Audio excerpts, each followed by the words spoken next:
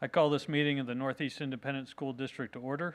Let the record show that a quorum of board members is present, that this meeting has been duly called, and that notice of this meeting has been posted in accordance with Texas Open Meetings Act, Texas Government Code, Chapter 551. And the time is 5:31 p.m. The board will now adjourn into executive session pursuant to the following sections of the Texas Open Meetings Act. Texas Government Code Section 551.074 to discuss personnel or to hear complaints against personnel, and the time is 5:32.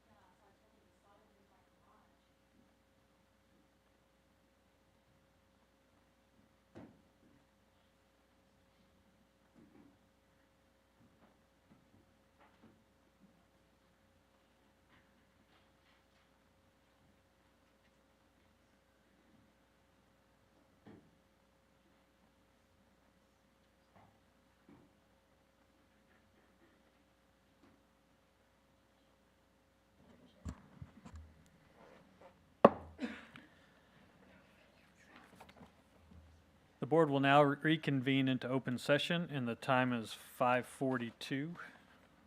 Sorry, trying to find my pen. All right, item 4, matters from executive session. A, personnel, including but not limited to administrative appointments pursuant to Government Code Section 551.074. 1, possible action regarding routine personnel, including but not limited to administrative appointments.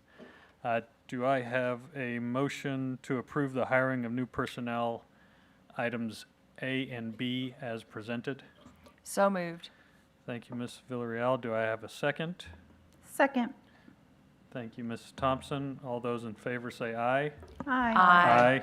Those opposed say nay. Motion passes 5-0. Item 5, new business for possible board action. A, consent. 1, school district teaching permit. Do I have a, sorry. Next page. Do any trustees wish to pull any items on consent for discussion? Hearing none.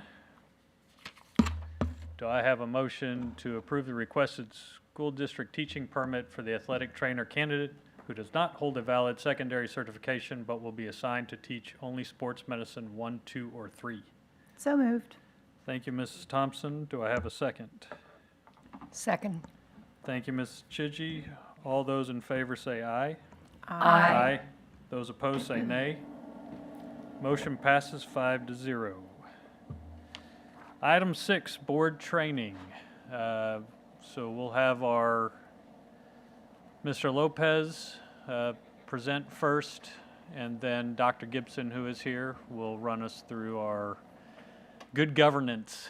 So, Mr. Lopez, take it away. All right, well, thank you. Good evening, everyone. There are a few topics that I have been requested to present to you all tonight. And so there are just some things, I think that as several of you are new trustees, just some things to you all keep in mind. And I think it's going to tie into some of the other information that will be presented to you in training tonight. So the first overall topic that I want to cover is essentially the sort of what authority, what your duties are as an individual trustee versus kind of what you do as a body corporate. Overall, your duties as the board are classified into what I would call sort of a few basic categories. That includes, of course, first and foremost is setting policy and goals for the district, as well as sort of engaging in activities that help monitor how those goals are being carried out and how progress is being made on that. The next is, of course, fiscally speaking, you all are responsible for adopting the budget, adopting the tax rates, and of course making decisions about how the district spends its money. And then the third thing that you all, I think, are really largely responsible for is going to be the hiring, the working and collaborating with, the evaluation of, and the firing of the district superintendent. That is the employee that you all essentially are the direct supervisor for. All trustees, of course, in Northeast ISD are elected through the single-member district system, which of course all of you all are familiar with. And that's been something that's been around for a long time in the school district now. But even though you're elected from a single-member district, the reality is that all of the duties that you do undertake are, and what you have responsibility for, really deal with the entire district. It's not necessarily a direct representative form of government. It's really something where, as a trustee, all of you have the direct responsibility to make decisions that are going to affect the entire district. And so that should always be the prism that you're looking through when you're making decisions, is that it's really affecting the entire district and not necessarily just focused on your particular single-member district. So it's important to keep that in mind as we kind of talk through some of these issues here. And of course, if there are any questions at any point through any of this, please feel free to just jump in. So some of you, of course, that have been on the board for a while know this, but the board can only act as a body corporate at a duly called meeting that has been posted in accordance with the Texas Open Meetings Act. That is requiring that, of course, you all are here in a quorum, and of course, Mr. Byer, as the board president, sort of reads that script every time that a board meeting opens. So then what happens outside of a board meeting? And what authorities do you have or don't you have? And the reality is that as individual trustees outside of a board meeting, you really have very little authority to do anything. Ultimately, as explained in Board Policies BAA Legal, BE Legal, and Texas Education Code Section 11.051, outside of a board meeting or absent some direct grant of authority by the board as a body corporate to an individual trustee, individual trustees have no authority to bind the school district to anything outside of a board meeting. So even though you may be, of course, meeting with and hearing from folks in the district who may have concerns or anything like that, there's really no authority that you all have to promise anybody any particular outcome. You have no authority to bind the district in any way to any particular action. It's got to be something that has to be brought back to the board and obviously acted upon at a duly called meeting once the item has been subjected to the agenda. And we'll get into that in a little more detail in a bit. Basically, as set forth in BBE Legal, the quote from the board policy is, unless authorized by the board, a member of the board may not individually act on behalf of the board. And this issue has been litigated in Texas courts from time to time, and all of them are very consistent that actions by an individual trustee, unless they are, of course, acted upon by a quorum of the board, a majority vote of the quorum of a board, at a duly called meeting, they have no legally effective outcome. They're not binding, they're not valid. Ultimately, one of the most recent cases in the early 2000s kind of dealt with a situation where a school district board president had issued a notice letter to an employee proposing that employee's termination, but it was discovered that that was something that had not been actually acted upon and approved by the board. And so that resulted in litigation, and the courts ultimately said, yeah, that if it wasn't acted upon by the board, that notice letter of proposed termination had no legal effect whatsoever, and so it was not valid. So it's just illustrative of the fact that really, as you kind of think about when you're out in the community, of course you'll get approached, of course, you know, you'll talk to constituents, interested people in what's going on in the district, but ultimately in terms of promising anything and trying to take any sort of action beyond that, that's really not something that you're going to have any authority to do.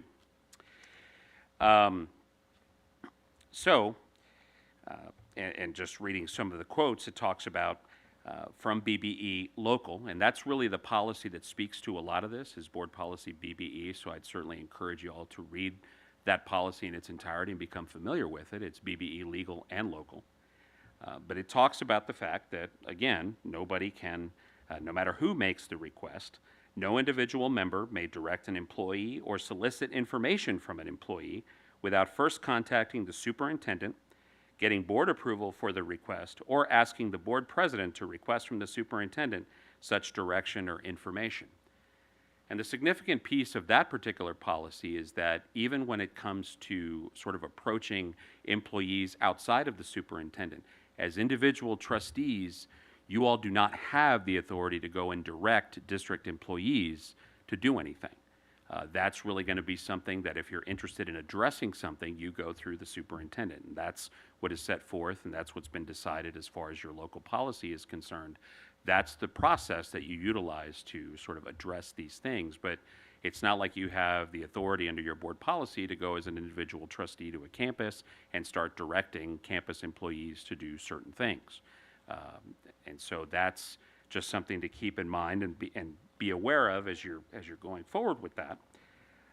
BAA local, which is another policy that sort of talks about board duties, specifically provides, and I quote, no member of the board, by virtue of his or her office, may exercise administrative responsibility with respect to the schools, nor may the member, as an individual, command the services of any school employee.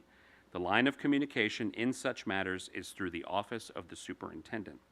Individual board members should refrain from dealings in official school business with individual school staff members unless such action is through the office of the superintendent. So again, this just illustrates the idea that and I think you're going to get into it a lot with your training here tonight, is sort of, okay, well, what is my lane and what is it that I can and can't do?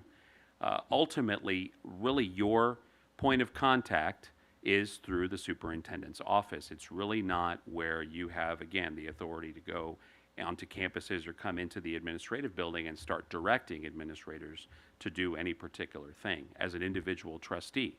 Now, obviously, if the board puts a matter on an agenda and acts, and, at that point, they certainly have the authority to, as a body corporate, direct the superintendent to otherwise carry out whatever it is that the board has decided to do. But in terms of your individual actions out in the community, you just need to be mindful that that's not something that you have the authority to do under your board policy. So kind of in recognition of that, and I think some of you that have been on the board are familiar with this, the way that the superintendent's contract is structured, as well as other provisions included in policy BBE local, speak to whenever you do receive complaints and concerns from constituents, whether they are, parents, students, other employees in the district, other community members, that the process is that, as dictated again by the superintendent's contract and applicable policy, is you bring that concern to the attention of Dr. Micah and the superintendent's office. And at that point, Dr. Micah is going to go out and is charged with looking into the concern. Obviously, he can work with the executive staff or any other staff members in the district, because ultimately those individuals respond and report directly to him. And he will then work with those individuals to address, investigate, do whatever is necessary to address the concern and provide that information to you as the trustee. In the event, for whatever reason, you as a trustee are dissatisfied with however the administration has handled the matter, certainly there are options at that point to put the matter on an agenda for a discussion at a duly called meeting to get into it with more detail and potentially take action. Keep in mind also that some of these types of complaints can often be or rise to the level of a grievance. And so that's another reason why you want to make sure that you pass those complaints along to the superintendent for review, because rather than acting on them yourself individually, keep in mind that superintendent and the administration will handle that, but in the end, it could also be that that could result in a grievance. And grievances, of course, depending on whether they're parent, student, employee, or community member grievances, all, if they go through the various administrative levels, are going to culminate in a hearing before you all as a body corporate. And again, all of that is going to be done through the body corporate. And the more that you directly involve yourself in a grievance that has been brought to you as a result of a concern from a constituent or an interested party in the district, the more that can lead to potential issues in terms of whether or not, when it comes to a hearing before you, where all of you have to sit and be as unbiased and obviously be fair as possible, that could lead to potential issues in terms of questioning, well, have you already articulated some outcome to that individual as a result of a grievance, or that you're openly going to advocate for some particular outcome that could call into question whether or not the grievance process is fair. And that is ultimately what is required by the commissioners, that the process needs to be fair. So for all of those reasons, that's why the policies and the law is sort of written in that way, is so that ultimately we have that in place so that all of you do have an outlet to share those concerns with the superintendent. Obviously, again, as we said, if you're dissatisfied with a particular outcome, you have the ability to follow the process to get something put on the agenda. Keep in mind that at some point also, if this becomes an issue where the board has a concern with the overall performance of the superintendent, that's going to be part and parcel of the superintendent's evaluation process, which you must do annually, effectively, right? And so that's the opportunity that you all would have to then say, okay, well, we're going to address certain shortcomings if you believe that to be the case. Now, I'm not certainly suggesting that that's the issue now, but that is something, that is the place where you can certainly make the superintendent formally aware that there are deficiencies in a particular area of performance, and that could stem from, hey, we're not very satisfied with the way that things are being handled. Okay? Any questions on that? I do Ms. have Ferriero? one. Yeah. Oh, go ahead. Yeah. Oh, okay. I was just going to ask, I have a lot of friends who are teachers, and sometimes they will come to me with verbal things. Do you want to hear verbal? Or just, if they want to speak it, write it up in an email? Listen Yeah. carefully, Mr.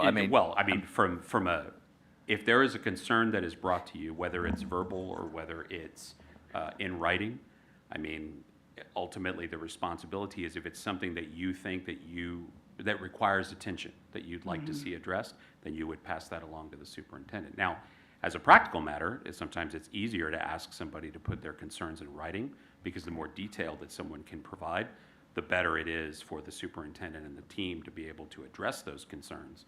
But ultimately, yeah, if you're getting something verbally and you think it is something that you'd like to see addressed or handled, then you would pass that along to the superintendent. Perfect. I think one of the things that has come up off and on over the years, and I understand that some folks don't want their name to come out or they want anonymity to the concern, right?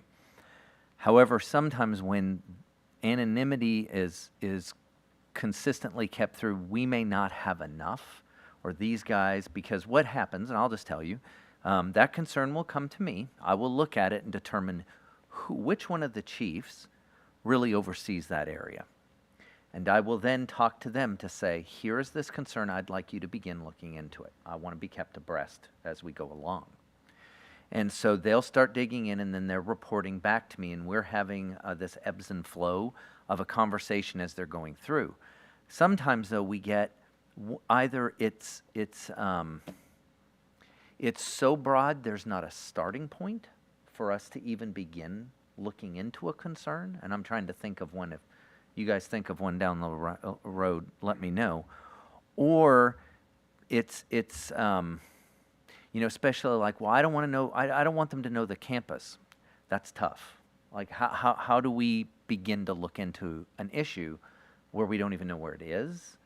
Or, but if you say my name, then they'll know my campus. Well, at some point there has to be enough that they can act, or that we can act, and at least dig deep enough to say, okay, now I can come back to you to report, this is what we found. All right? So I think you just have to weigh it. And always know, if you need to give me a call and say, look, this is, something, then I'll say to you, hey, do you know X, Y, and Z, or can you find out this? Well, they don't really want, and then I'd say to you, hey, Ms. Thompson, I'm not sure that's enough for us to go on, but we'll try. And then we can go down a road and then say, look, we're not getting anywhere. Do you have more information that you can provide us so that we can go? To Mr. Lopez's comment, sometimes some of the trustees that have been here have sent me and directed that person to send him an email, and then that email becomes the piece that then we use to act upon, because then we can reach back out to that person to say, hey, Mr. Jimenez, I know you sent this email and this. Can you talk to me about this piece right here? Because this seems to be like I'm hitting a roadblock here. Can you help me? And so we use them to gain more info. Does that help? Yes. And obviously, the more detail that can be shared, it's a lot easier to be able to go back and investigate a concern, and that really applies kind of at all levels. The other piece is you can always assure that the individual that's addressing that concern to you, that the school district has board policies, applicable laws that are anti-retaliation. We are not, the school district is not permitted to retaliate against someone for bringing legitimate concerns forward. And I know people, may get hesitant, right, because they're afraid of retaliation, but ultimately, if the district finds evidence of retaliation, that's something that we need to address and put a stop to. So that can be part and parcel of some of the information as Dr. Micah and the team, and if I become involved in terms of consulting on that, that may be something where if we spot that could be an issue for the district, we need to address it appropriately, whether that means taking employment actions or doing whatever we need to do to make it clear that retaliation is not permitted in the school district. So that's certainly something that I think all of you can reassure people to say, hey, look, there are pretty robust policies that are all based on law that prohibit retaliation. And so that's certainly something that if someone feels that to be the case, we certainly want to know about it. Dr. Micah wants to know about it, and the team want to know about it, because if that's something we need to address, then we should and will. And one thing I might offer, and correct me if or when I'm wrong in this statement, but if you start getting, I guess my approach, if you start getting, let's say, 20 different people are reaching out to you, and it's not just a campus thing, but it seems to be multiple campuses across the district, well, then it sort of rises to sort of a policy thing, potentially. Sure. And so that might be another mechanism that we have to then help address those things. And it's not fixing a specific issue at a campus or with a classroom or anything like that more detail is necessarily going to help. It's just maybe we have a bad policy that we need to look at, and that's up to us then collectively to fix that. And the one thing that I failed to mention that I would just, depending on what the concern may be, we may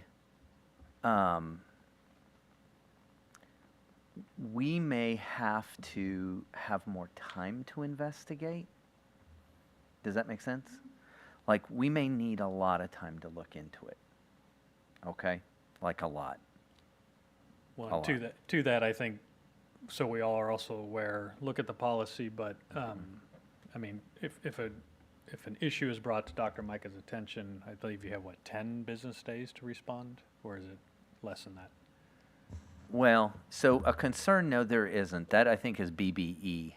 Yeah, Is that BBE? The BBE So or your contract don't provide a specific time Right, in which but to respond. BBE does when it's not about concerns. It is questions that are asked outside of a duly called board meeting. If we request something. Correct. Yes, Okay. and So- I'll go into that. in Okay. just a Yeah, second. Sorry, but jump that's that. The other piece, there is no, I don't think anyway, right, legally a timeline. What we always try to do is do it as fast as we can, but what I don't want to do is say something early on and say, oh, this is nothing, and then we're not done our investigation, and we call in the one person that blows the doors off, and we go, holy smoke, actually there is something here. Now I've given you this false sense that there isn't, so we try to make sure we've done our due diligence before we give you, or I provide you with something, so that I feel confident in this is where we got, and now I can tell you what I know to this point. And with investigations, depending, of course, on the complexity, I mean, it's always the case where you start out looking at one or two issues, you start peeling that onion, and all of a sudden there's a lot more there. And so that is also part and parcel of wanting to make sure that you want to be thorough as opposed to necessarily being fast.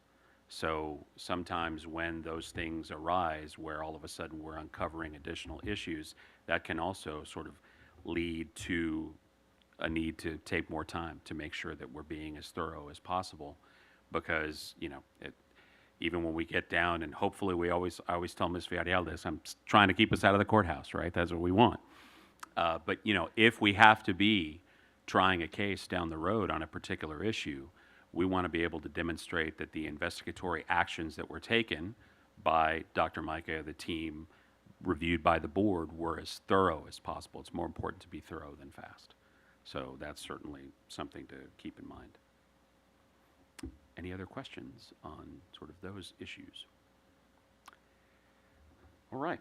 So the next topic, and kind of touched on it a little bit, is access to information. I think this is what you were talking about, Mr. Breyer. So as trustees, your access to information that is maintained already by the school district is governed by Section 11.1512 of the Texas Education Code, and it's also set forth in BBE Legal and Local.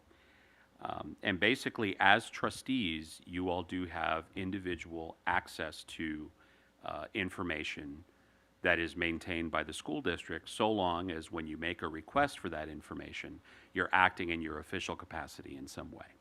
So, If you have a concern or you want to find out more information about a district process, how a policy is implemented, any other information that you wish to review, you would submit that request under policy to Dr. Micah. It's not something where you all would go directly to a campus or department to do. You would go to Dr. Micah for that. Now, under the law, Dr. Micah has actually 20 business days to provide that information to you. If it's something that's going to be voluminous, in other words, it's got a ton of information he's got to gather, then the policy affords him up to, and the law afford him up to 30 business days to do that, to provide that response to you. In terms of the official capacity, like I said, it's got to be something that is tied to your service as a trustee. And I don't think this has ever been the case, but just as a sort of radical example, if you get into a personal dispute with your neighbor and you decide, oh, you know what, I'm going to try and find some dirt on my neighbor because I want to review what they've done in the school district or what their kids are like or anything like that, and you submit a request to Dr. Micah for somebody's information, I mean, that obviously is not part and parcel of your official capacity as a trustee. That's really in the capacity as an individual person. And as an individual person, the law is clear and the policy is clear that if you're acting just individually, then you are no different than any other citizen, and you would have to follow the Texas Public Information Act process and submit an open records request and be subject to all of that. Now, even with respect to the information that is in your official capacity that you seek, that Dr. Micah provides to you, it's information that the school district already ultimately still has. It's not necessarily something where something has to be created in order to respond. It's really based on information the school district already maintains. If that information is otherwise confidential for whatever reason, I'm thinking of things like FERPA, which protects the confidentiality of education records. Could be HIPAA-related information if it pertains to, personalized health information, let's say to an employee. You are required to maintain that confidentiality even though you may get an opportunity to review that information. So keep in mind that all of that you are required to maintain if that information is otherwise confidential. The other thing about that is when it comes to any kind of redactions or things that would ordinarily not be subject to disclosure under the Public Information Act, because there's an applicable legal exception, then the school district, the superintendent, is allowed to redact some of that information if needed to address those particular concerns. Again, it'll really depend on the nature of the information that is being requested, but the idea is that you do have that right, and you don't necessarily, again, as long as you're acting in that official capacity, you don't have to follow the Public Information Act process that everyone else would do. But again, just make sure that your requests are kind of tied into an official capacity type of situation where you're acting because you want that information because of your service as a trustee. And I don't know, is that something that we only do here at meetings, or is that any time? An individual trustee does and can submit that request individually to Dr. Micah. Okay. Now, once Dr. Micah gathers that information, and again, it's information that the district already maintains, right? Once Dr. Micah gathers that information, a couple of pieces. One is your policy dictates that when he gives, let's say if you, Ms. Thompson, ask for certain information, and it's available and he provides it to you, he's also going to provide it to the other trustees. And that's just because that way everyone has access to the same information, because if it's something that, let's say, results in a matter that's going to come before the board, let's say at a future agenda or on a future agenda that's going to be considered and potentially acted upon, you want to make sure that everyone has access to the same information that's been requested so that all of you have an opportunity to review it in advance of any time that that matter might be on the agenda. The other thing that has to happen is Dr. Micah does have to document that your requests have come in, as well as if there's any cost to the district for having to comply with that request. That's all information that has to be turned over to the Texas Education Agency on an annual basis.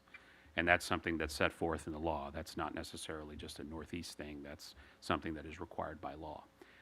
And so, you know, whenever those requests come in, that's also part and parcel of what he has to do. Okay? Any questions on that? Does that make sense? Yes? I just have one question. Sure. Because, you know, I've asked for Yeah. information in the past, but I wasn't sure, are we supposed to be paying for that? If there's a cost to the school district, then theoretically, yeah, you would be asked to absorb that cost. Now, I think it's going to be unlikely that something like that were to happen, where you incurred some sort of a cost.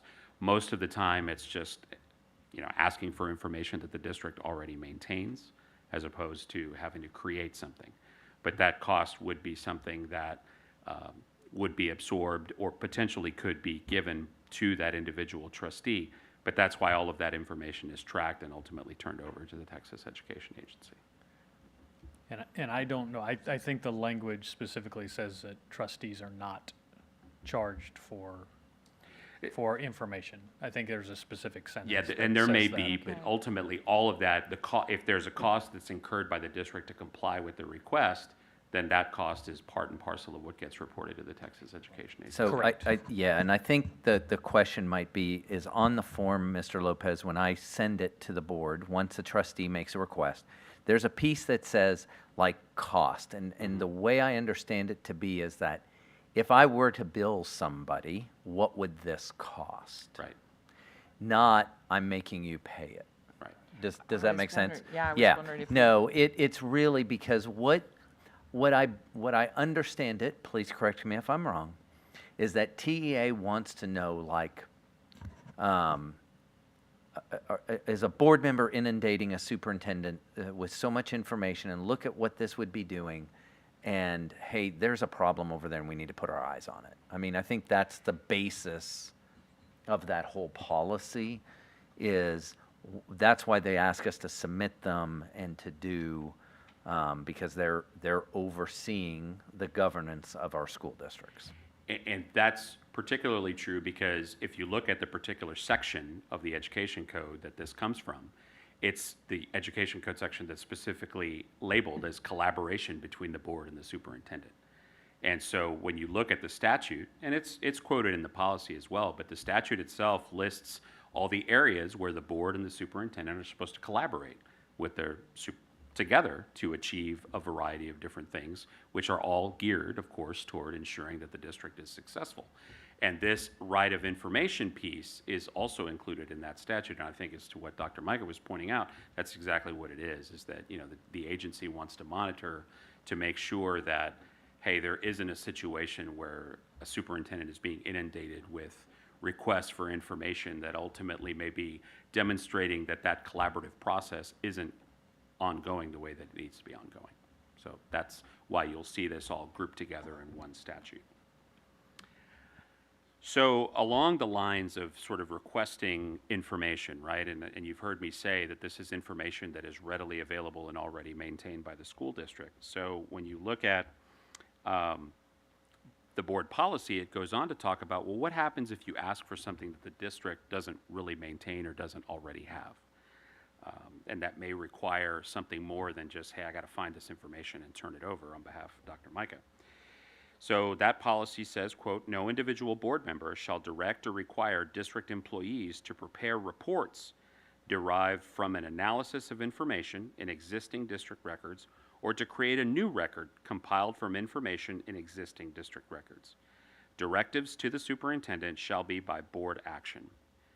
So what that basically says is that it's not a situation where you get to direct as an individual trustee the superintendent to go create a new report, to go create a new set of records. It's got to be where if you're going to do that and you're requesting a report from the superintendent about a particular topic, that's why there's an inclusion in your regular board meeting of a corresponding item that happens every agenda, where each of you have the opportunity towards the end of the regular meetings to request any sort of reports that you might want or additional information. And that is your opportunity to direct the superintendent to say, hey, we want a report on this, that, or the other, and that's something that you all get to act upon as a body corporate. So hopefully there's a distinction there. So if, you should submit something to the administration, and through Dr. Micah, of course, is that, hey, I want this information, and he comes back and says, well, that's really not something that we have, because it's not something we track. Maybe we're not required to track it through our various departments. It's not something that's legally necessary. It could be where he might tell you, well, if we need to go through and make those types of reports, or you want us to create something, we can certainly raise it at the next regular meeting for a report to be provided. Okay? Any questions on that piece? And I will just add to the end of that, that as a board, we want to be respectful of Dr. Micah and the staff's time. So if we are requesting information, let's try not to do it 24 hours before you want the information. Let's make sure we have the lead time and give them the due process they need to get through that, because we can't have them turn around pages of documents, even if they already exist at the snap of our finger. So just be mindful of that if you're looking for something. And that's why the law writes in that 20 business days for the administration to have. Now, that's not to say that he's always going to take 20 business days. It may be something that can be produced quickly, but if there's a lot of record gathering that needs to be done, that's why it affords that particular period of time, so that, again, this is all part and parcel of the collaboration between the board and the superintendent. So that's kind of why they've structured it the way that they have. And it's dovetailed in your policy. So certainly I think that can be helpful to you all as trustees in terms of understanding how you go about getting the information that you need. I don't think it's an issue where the administration is looking to deny you the opportunity to review what you need to. It's just a matter of making sure you follow the applicable process, comply with district policy, comply with law, and that way it makes it easier for everybody to get you what you need, while also having to balance out doing their regular day-to-day jobs in terms of helping the schools be successful. All right. So the next area that I wanted to cover was campus visits. So this is something that is in the education code, again, the same section we've been talking about, 11.1512. What that section says is there's a subsection that says the school district must create a policy that's going to dictate how campus visits by individual trustees will be handled. The school district has, in fact, created that through BBE Local, as well as your board operating procedures, which you all pass, and I think the previous iteration of the board has passed. And once those operating procedures are passed and approved by the board, of course, they have the same effect as a policy because they're acted upon at a duly called meeting. And what the BBE Local provides is it says that, ultimately, individual trustees are not permitted to visit campuses during a school or business day if their duration and frequency would interfere with the delivery of instruction or operations.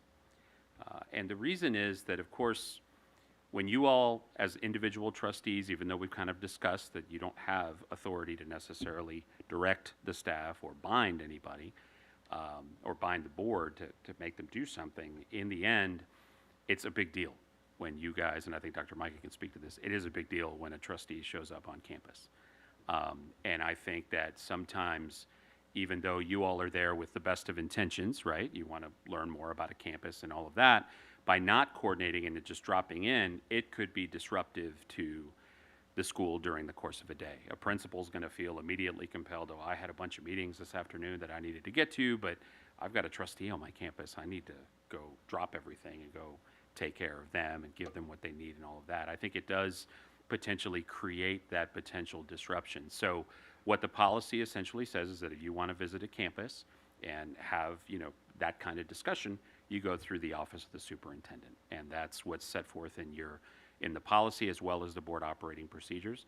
I don't think that Dr. Micah would ever refuse your request to go visit a campus, but I think it's just a matter of coordinating it so that everyone is aware and schedules can be looked at and say, hey, what's the best day that you can go out there without potentially disrupting what could be a school-wide event, what could be, a benchmarking day, could be something to that effect. And so that's why that policy is in existence, and the board operating procedures all just say go through the superintendent's office to visit campuses.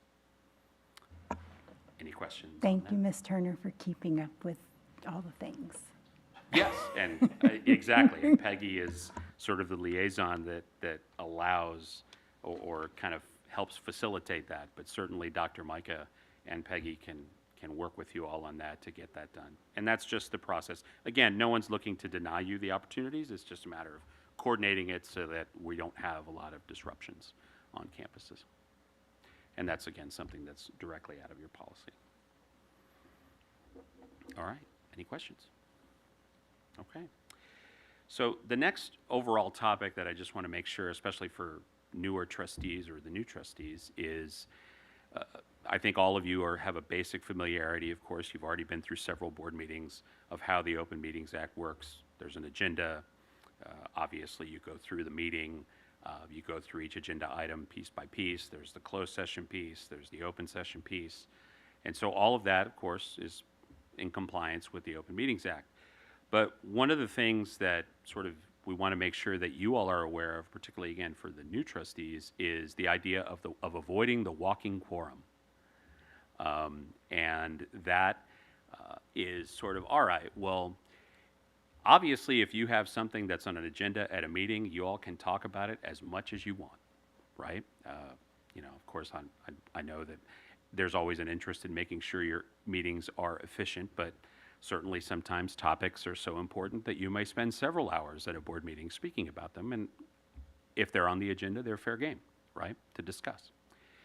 But the question is, well, what about communications amongst you all that are outside of a board meeting, okay?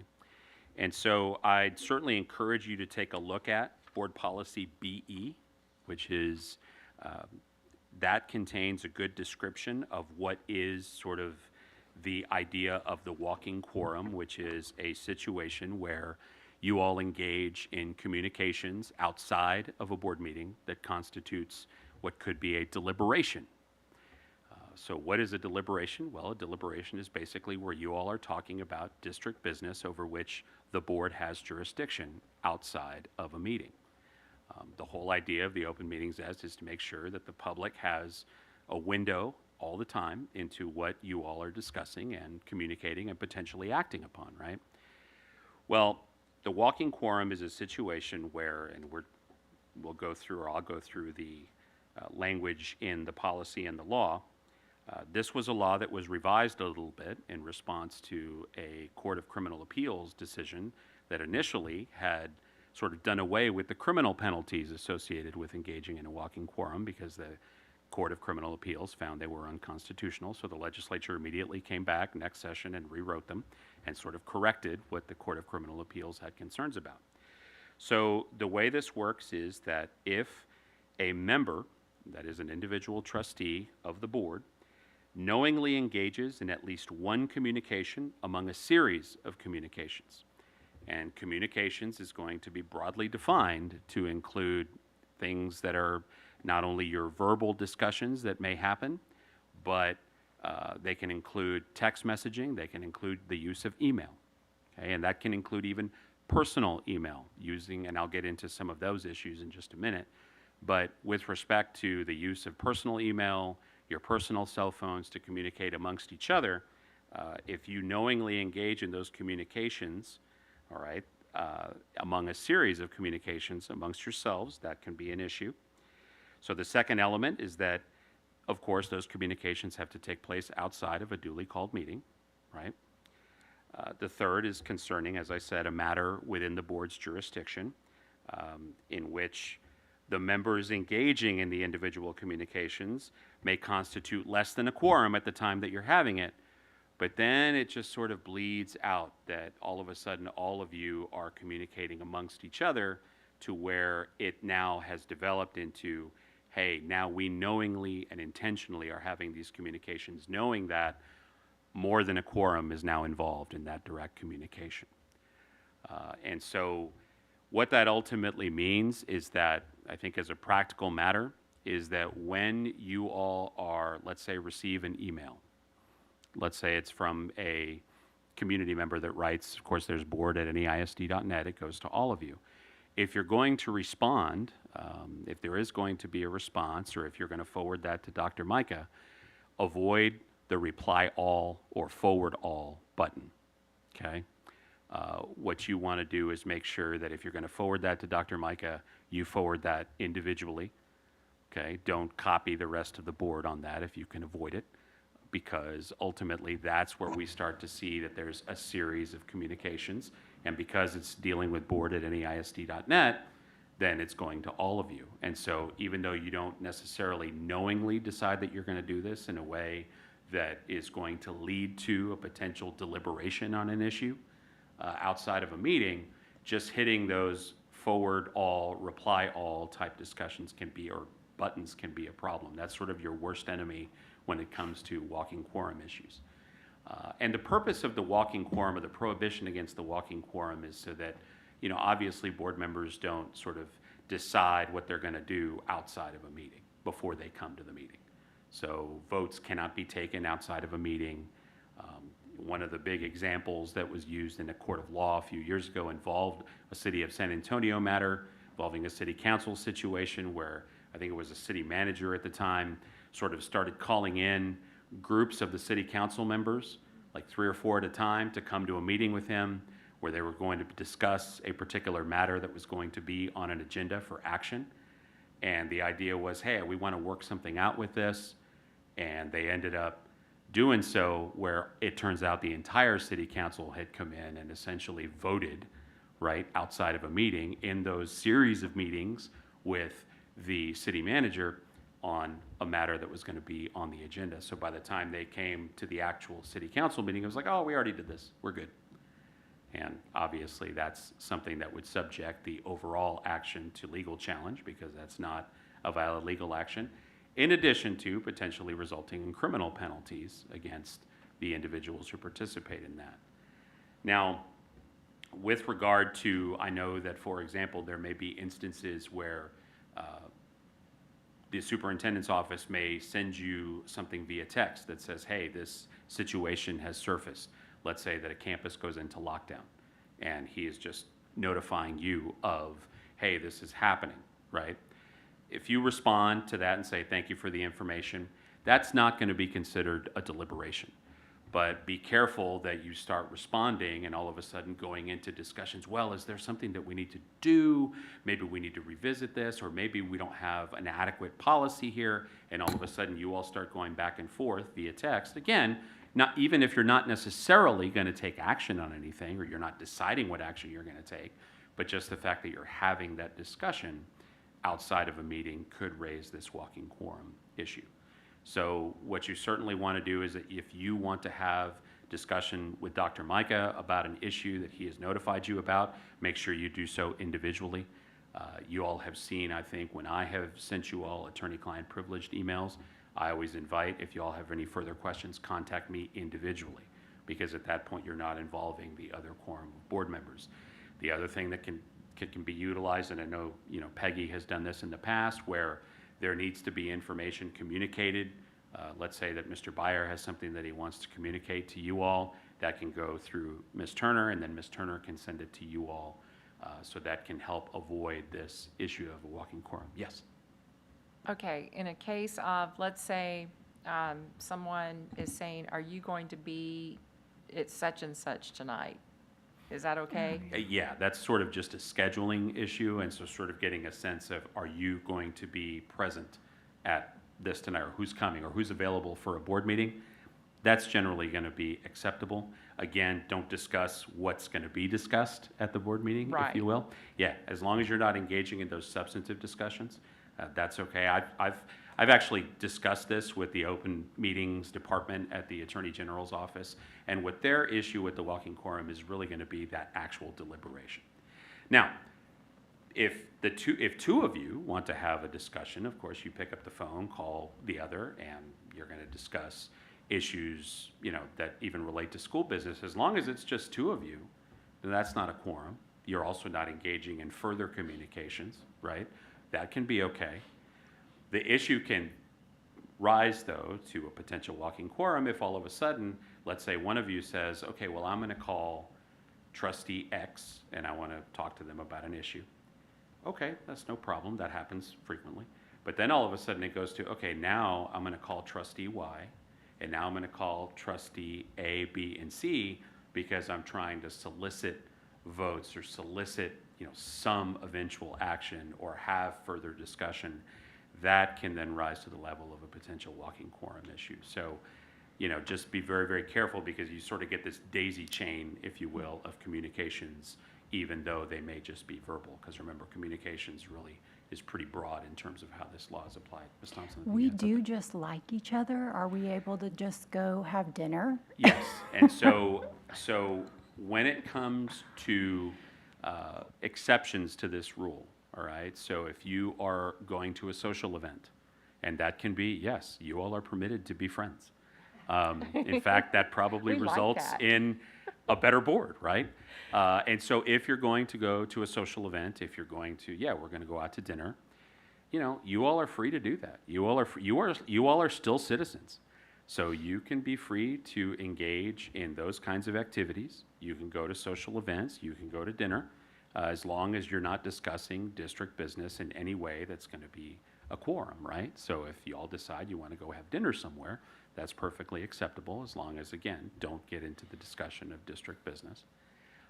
Certainly ceremonial events are probably the most common exception that will apply to you all as board trustees. You all are going to get invited to attend events at campuses all the time, and a lot of times that's the pleasure that you can get, because it's really cool to go see all the great things that happen at Northeast campuses, and even as a parent, I love all of those things, right? And so ceremonial events are perfectly acceptable for you all to go and appear and participate in those events. Again, you're not there to discuss district business. You're not going to engage or say, hey, how are we going to act, or what are we going to do about X, Y, or Z. You're just there to participate in and enjoy the event, right? Honor the kids, honor the staff, honor whoever it is that the event is about. So you all are free to engage in that. Obviously, you all have, in fact, for the new trustees, I know you all have new trustee orientation that you have to go through, I believe it's Region 20. You have your TASA-TASB conferences that you go to. There may be other conferences that you go to. Obviously, you all are permitted to attend those things, and those are exceptions to the walking quorum rule. You all can be present at those things. And as long as any discussion of district business under those circumstances is merely tangential, so if you're getting advice on how to do something, right, you all can sort of engage in that discussion if there's that opportunity with a presenter. But again, you're not discussing, hey, what are we going to do about issue X that's going to be on our next agenda? But all of those things are places that you all can be present and attend without having to worry about the walking quorum issue. Now, if you're going to attend some sort of a meeting or an event in the district where there is a chance that all of a sudden all of you are going to get into a discussion or debate about an issue, then at that point we may want to just post it, right? Just post an agenda. Hey, you all are going to X kind of meeting. You all will be there. The subject of the meeting can be on an agenda for that purpose, and then at that point you all could have discussions just like any other meeting, right? But again, that's only in a circumstance where you're going to have some kind of a meeting or situation like that. That would be a good way to avoid even the appearance of engaging in a walking quorum. And a lot of times, right, perception can be reality. So you want to make sure that you don't do anything that could potentially put you in that situation. This criminal piece now requires that you knowingly, in other words, if somebody's going to accuse you of something, they have to prove that you knowingly did it. In other words, that you had some component where your intent was, hey, I want to have a deliberation outside of a meeting. That's my intent behind this. That's got to be proven if somebody's going to raise this as an issue. And that can be hard to do, but on the other hand, why put yourself in that position? So just always be careful. If necessary, go through Ms. Turner if you need to have information distributed amongst yourselves. And that way, that can be handled in such a way that protects yourself. Okay? Any questions on that issue? All right. So the last piece is sort of kind of dealing with open records. And I know we talked about situations where you all as individual trustees can request information. But just one thing to keep in mind is that the Texas Public Information Act has been expanded over the course of the last several sessions. And one of the issues that it sought to address was, all right, well, what happens when a governmental, whether it's a trustee, an employee of a school district, an employee of any governmental body, utilizes personal devices in the course of communicating about, in this case, district business. So you send or you use your own personal device, your own personal email. What happens when there is district business that is utilized or done using those personal pieces? I think a lot of misconception is often that, well, if it's on my personal email or if it's on my personal phone, then, you know, it's not subject to potential disclosure under the Open Records Act, under the Texas Public Information Act. Well, that's not the case. Any personal communications that you all engage in or utilize, so whether you're using, again, your personal cell phone, a personal email address, if those communications, if that documentation has to do with district business in some way, then that is subject to disclosure under the Texas Public Information Act. And you are then cloaked as what is called a temporary custodian of records with respect to all of that material that might be, again, sitting on your personal email address, your personal cell phone, your personal iPad, personal computer. Now, you know, I know that for purposes of the school district business, you all always have your NEISD.net email. That would be my recommendation, to always conduct your business utilizing that NEISD.net email. But if you're going to use personal email to engage in business, and this could be even with regard to communications that you might be having with constituents, with, you know, whether it's a parent, student, whomever, that deals with district business, that's something that is going to be subject to a Public Information Act request if somebody should submit one. And you have an affirmative duty to make sure that that information is preserved for, depending on what the nature of the information is, the same way that the school district is required to follow its record preservation timelines in order to ensure that that information is disclosed if and when there is a request. So what might happen is, sometimes when there are Public Information Act requests where they're looking for communications that you all may have had, then you may see that they may come from Peggy or may come from the Open Records Officer of the district, that they'll ask you, do you have any communications that are not on your NEISD.net email, but maybe on your personal email or maybe on your personal cell phone, that pertain to a particular matter involving district business. Now, kind of going back to what you talked about, Ms. Thompson, of course, you all may engage in social activities, right? Or you may talk about personal stuff, like, hey, you know, I just had a grandbaby, right? There could be something that you just want to tell your fellow trustees about. Well, that's not district business. So those kinds of personal nature communications are not subject to Public Information Act requests because they have nothing to do with district business. So just be mindful that there's a distinction between sort of those personal pieces and district business. It's really all about district business. No one can reach sort of your, you know, that you might be having email communications on your personal email with friends or family that have nothing to do with the district. That's not something that anybody can reach for. Instead, it's really only those things that deal with district business. But just be mindful that overall, utilizing a personal device or utilizing a personal email account is not necessarily, again, when talking about district business, is not going to insulate that from potentially being requested through open records, and you have a duty to preserve that information and provide it to the district in response to a request like that. Yes, ma'am.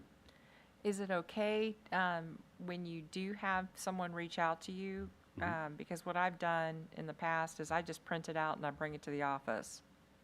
So then it's like, then Yeah, you're that's turning it over to the school district, that's right. Okay. Yeah, that's exactly what you should do. So if you get a concern that somebody reaches out for you, let's say, you know, they text you a concern if they happen to have your personal cell phone, and you say, hey, there's a lot of information here in these texts, you can provide that text to Dr. Micah.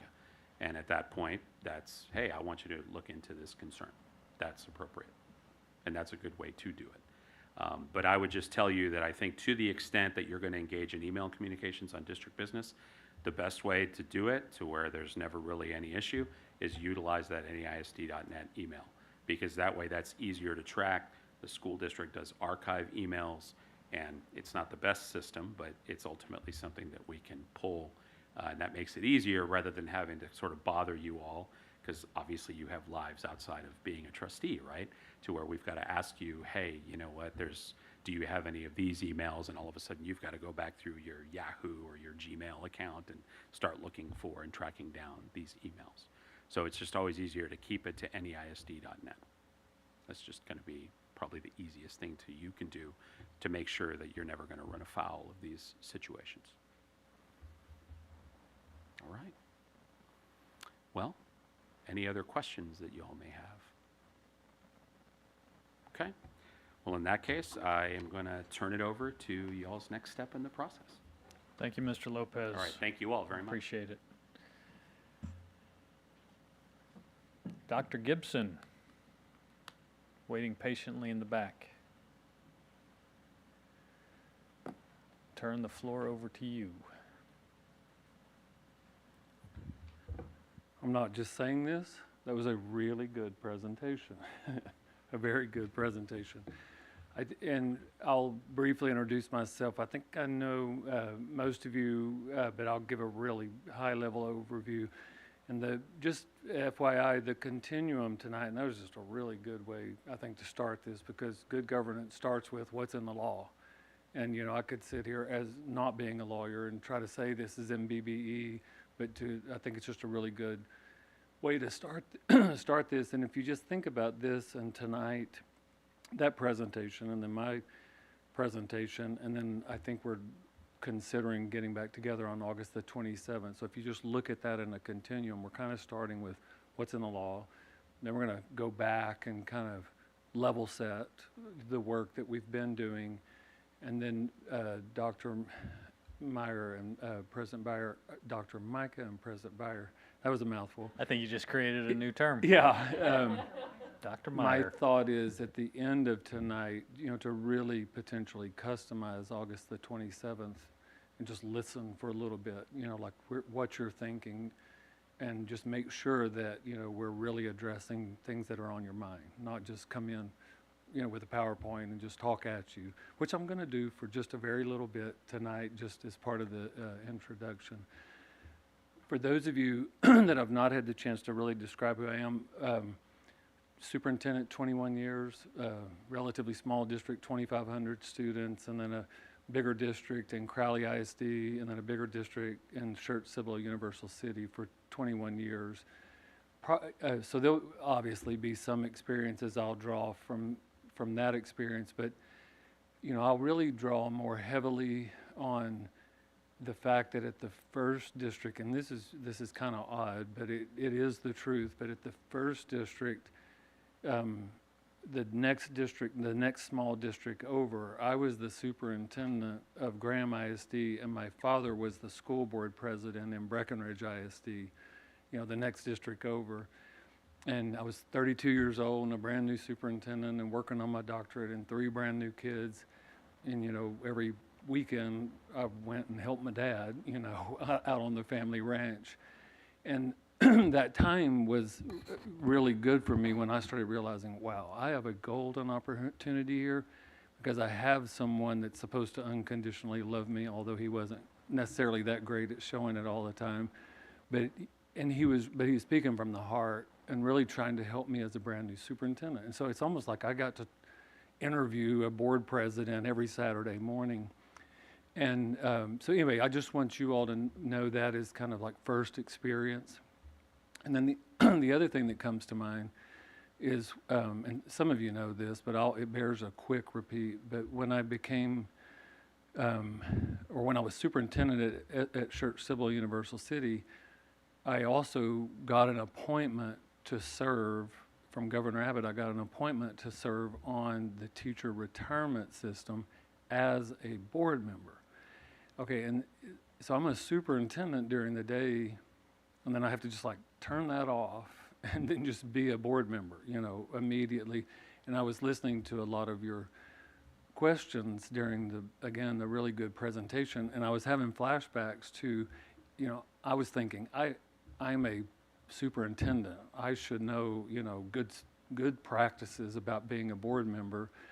But I also, in the back of my mind, to the earlier point, I had a lot of superintendents and school administrators and school and teachers, and my mom, a retired teacher, that had my cell phone number, and felt like I owed them a mandate to get stuff done at TRS, right?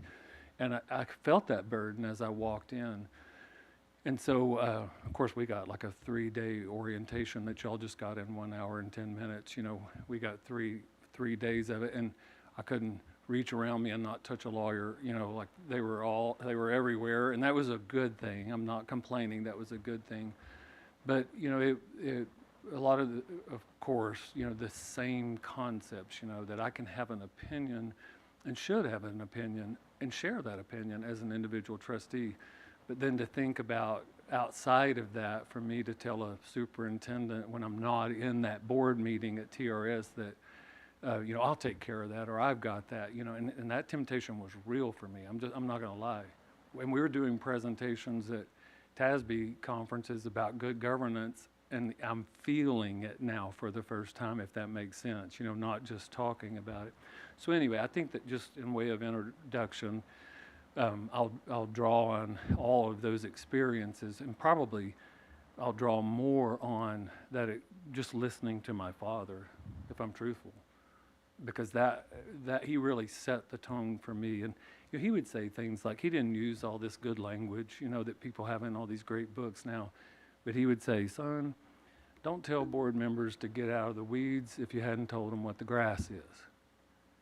And you have to think about that for a little bit, and then it's just like, ooh, you're right. And you guys have done a really good job in the last 24 months trying to define and have defined these clear strategic objectives, which is what the board corporately is saying, we've got to get that stuff done. So see, in my dad's language, you described the grass, right? And it's kind of like everything else is the weeds, because we know these strategic objectives.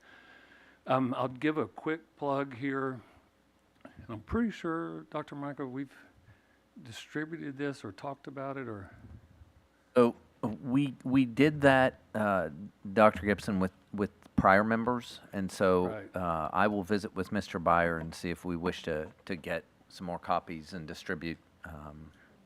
Yeah, So- it's kind of my reference. Like if I get stuck on something or hear a good question at a board training, the first thing I'm going to do when I get home is go to this and I'm going to see what Fulton and Campbell said. It's pretty well accepted. It's the governance core. And it's really looking at, this whole thing that we're going to talk about tonight. And we heard, again, a great presentation on the legal background. And if I may say this, and Mr. Lopez said this a while ago, so I'm kind of repeating him, but he did a really good job of describing what you cannot do, right? And then this is a description of what you can do within those legal parameters. That's the way I look at it. And that's why I kind of like it. They're not advocating for anything outside of those legal parameters, but they're saying, okay, now that you know that, let's describe what we do want. And let's work as a team to describe what we do want. Thank you for the overview of BBE. It confirmed my decision 4 years ago to retire and not have to have policy letters given out, to me. And it's funny, I'm not going to lie, when I was doing emails back there and then you came in, Mr. Byer, and hit the gavel and started on the thing, my instinct was like, no, but I didn't realize the rest of the trustees had walked in, right, to call it to order. But yeah, it's just, and then you started doing the introduction, and then I'm in my head saying 551074 before you say it, and everything I'm trying to forget, I just can't forget. But You're welcome to come down every month and do it for no, me if you want to. I'm good. It's a lot Thank you, of sir. words. Thank you, sir, for the invitation. Okay, but I'll respectfully decline if that's okay. I'm assuming if I push a button, yeah. And I did not do the transitions, I will assure you of that. So I may be wowed by them. The last time I did this, it did not have fancy transition. So somebody's been playing with it, but that's okay. and I'm not going to read from you from a PowerPoint. I'm going to make that promise. And Dr. Micah, I'm going to fast track this a little bit because some of it, quite frankly, was covered by Mr. Lopez. And so I'm just going to park on a couple of slides. Hopefully that'll stimulate a conversation. And then again, we're aiming towards really thinking about, you know, what do we need to conclude and talk about tonight? And then more importantly, like what's the best use of our time together on August the 27th? So generally speaking, you're going to hear a lot about, well, I'm sorry, I'm going to go back because we believe pretty strongly, you know, and we say all the time that we need to be data-driven, and I think that's a good statement to say data-driven. And in fact, I probably am data-driven, but we should be values-driven and data-informed. And so you guys have done a good job, you know, on what are our values here in Northeast ISD and what does that logo mean? And so, you know, I just want to double down on that point. You know, we should be values-driven, but yes, we should use data to be informed.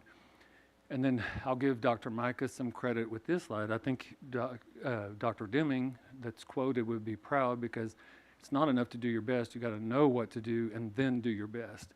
And so when I think about the scorecard, Dr. Micah, of course, my head goes there. You know, like you've worked on what we're trying to do, and then we're going to do our best. I would argue that your board operating procedures and your local policies are taking the legal aspect that Mr. Lopez carried, and then you're describing what you aspire to do. And I'm just commending you for taking those efforts. Again, beautiful transitions. One more quick quote by Dr. Deming, but you know, this whole thing, everything we're talking about is trying to take a systems perspective. And so there's a premise here that's really important, that in the absence of good systems, that we have a tendency as humans to blame people instead of looking to the system. And I think that's just human nature. The better we get at systems, the less apt we are to like point fingers at people. We start asking, you know, what's our process for that? Where did we break down in our process rather than it's Joe's fault or Susie's fault? And I think Dr. Deming was just, you know, he asserted that 85% of the concerns that occur in organizations, they're system concerns, not people concerns, but in the absence of systems, you know, we have no other recourse but to blame a person. So just in a broad sense, we're trying to build a systems perspective. I think the formatting's a little bit off, but it got emailed from an iPad to an iPhone to a computer to another computer, and so somewhere in there something may have happened. You all have, again, you all say this differently. You say staff, students, stakeholders, and stewardship, which I think is wonderful, but it's this.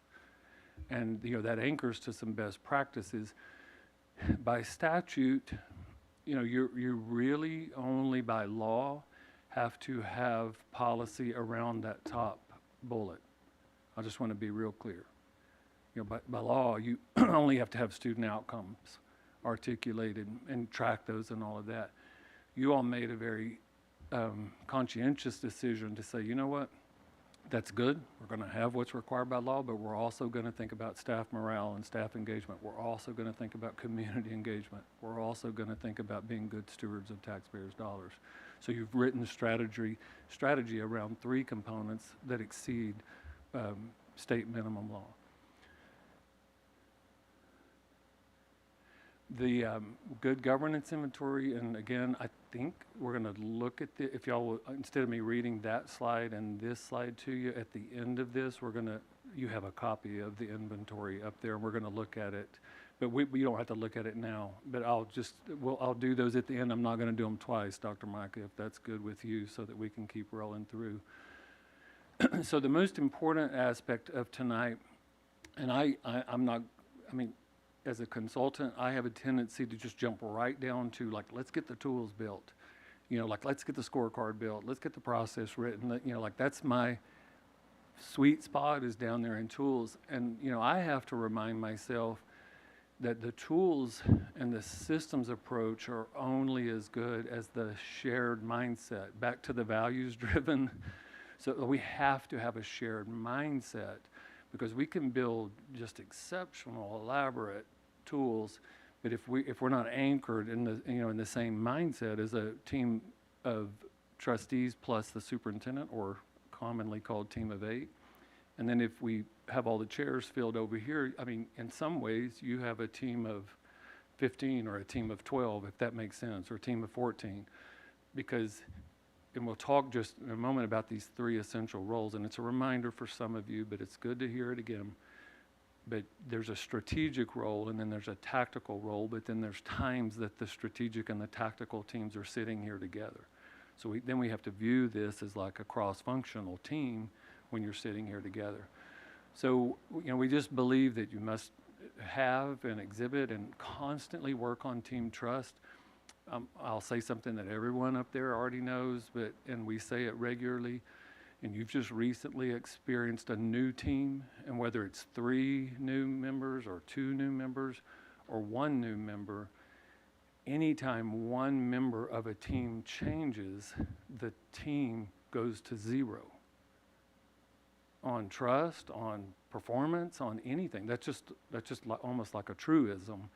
So you have to think about it. It kind of gets us to get away from, as leaders, saying, well, our belief is, and we think this, and well, it's a new we, right? You have a new member present, or 2 new members present. So the we, you might be running risk of the we that you're describing is the we of the past, and now there's a we of the future, if that makes sense, because there's a new team. So to that end, tonight and August the 27th is to talk really openly about the new we, right? The new team. And I think you've got a position, Dr. Mike, is that right? That's about to be filled. And Correct. Okay, so then that's a new we, right? And even though it's 1 member out of 4 or 5 that had been there for any number of years, it's still a new we. Okay, so I'm going to dig into these just a little bit. And we're actually going to look at the team trust inventory that the trustees here have previously used in just a moment. And Mr. Bauer, I'm just going to ask, for a discussion at that time about the continuation of that and just thoughts about that. And it's 7 times 4, it's, 20-something questions that fall in the categories of ability, believability, connection, and dependability. These anchor back to Ken Blanchard's work, 25 years old at least, but kind of a classic called Trust Works, where he was just saying, when we talk about we and we talk about team trust, let's try as best we can to take things that are feelings, and then let's try to quantify them, and then let's try to talk about them. But as long as they remain feelings, you run the risk of it just, getting personal and all that. Let's take an anonymous survey every so often, and let's check on our team trust under A, B, C, D. We'll dig in a little deeper on that in just a second. So for the brand new trustees, and again, I'm not going to read to you, but this is back to one of the mindsets. 3 essential roles in any organization, but definitely in a school district. And there's a real strong correlation to military, to what we're about to talk about. And I'm standing in Military City, USA, and my board in SCUC was generally filled with lieutenant colonels and retired, it was just every direction, it was the Air Force all around, and Army, that we had some Army folk on there too. But this really resonated with them because it was interesting to me, many of them would fly to the Pentagon for a meeting, and they are not in the strategic role, like the generals at the Pentagon are in the strategic role, and the chairman of this committee and that committee, they were in the tactical role, right, as a lieutenant colonel or a colonel.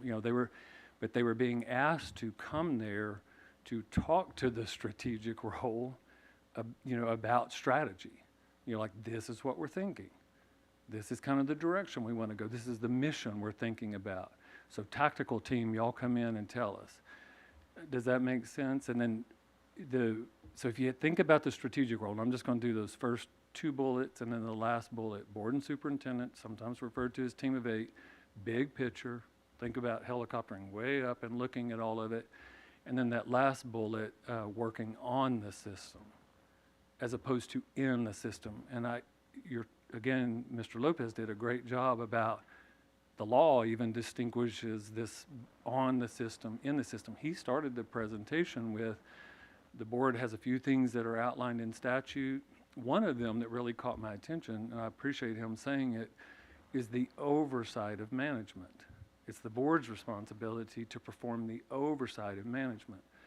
Well, if you're in the position of oversight of management legally, then it goes without saying you are not management, right? Because you're the team that oversees management. I mean, I would use tactical as another word for management.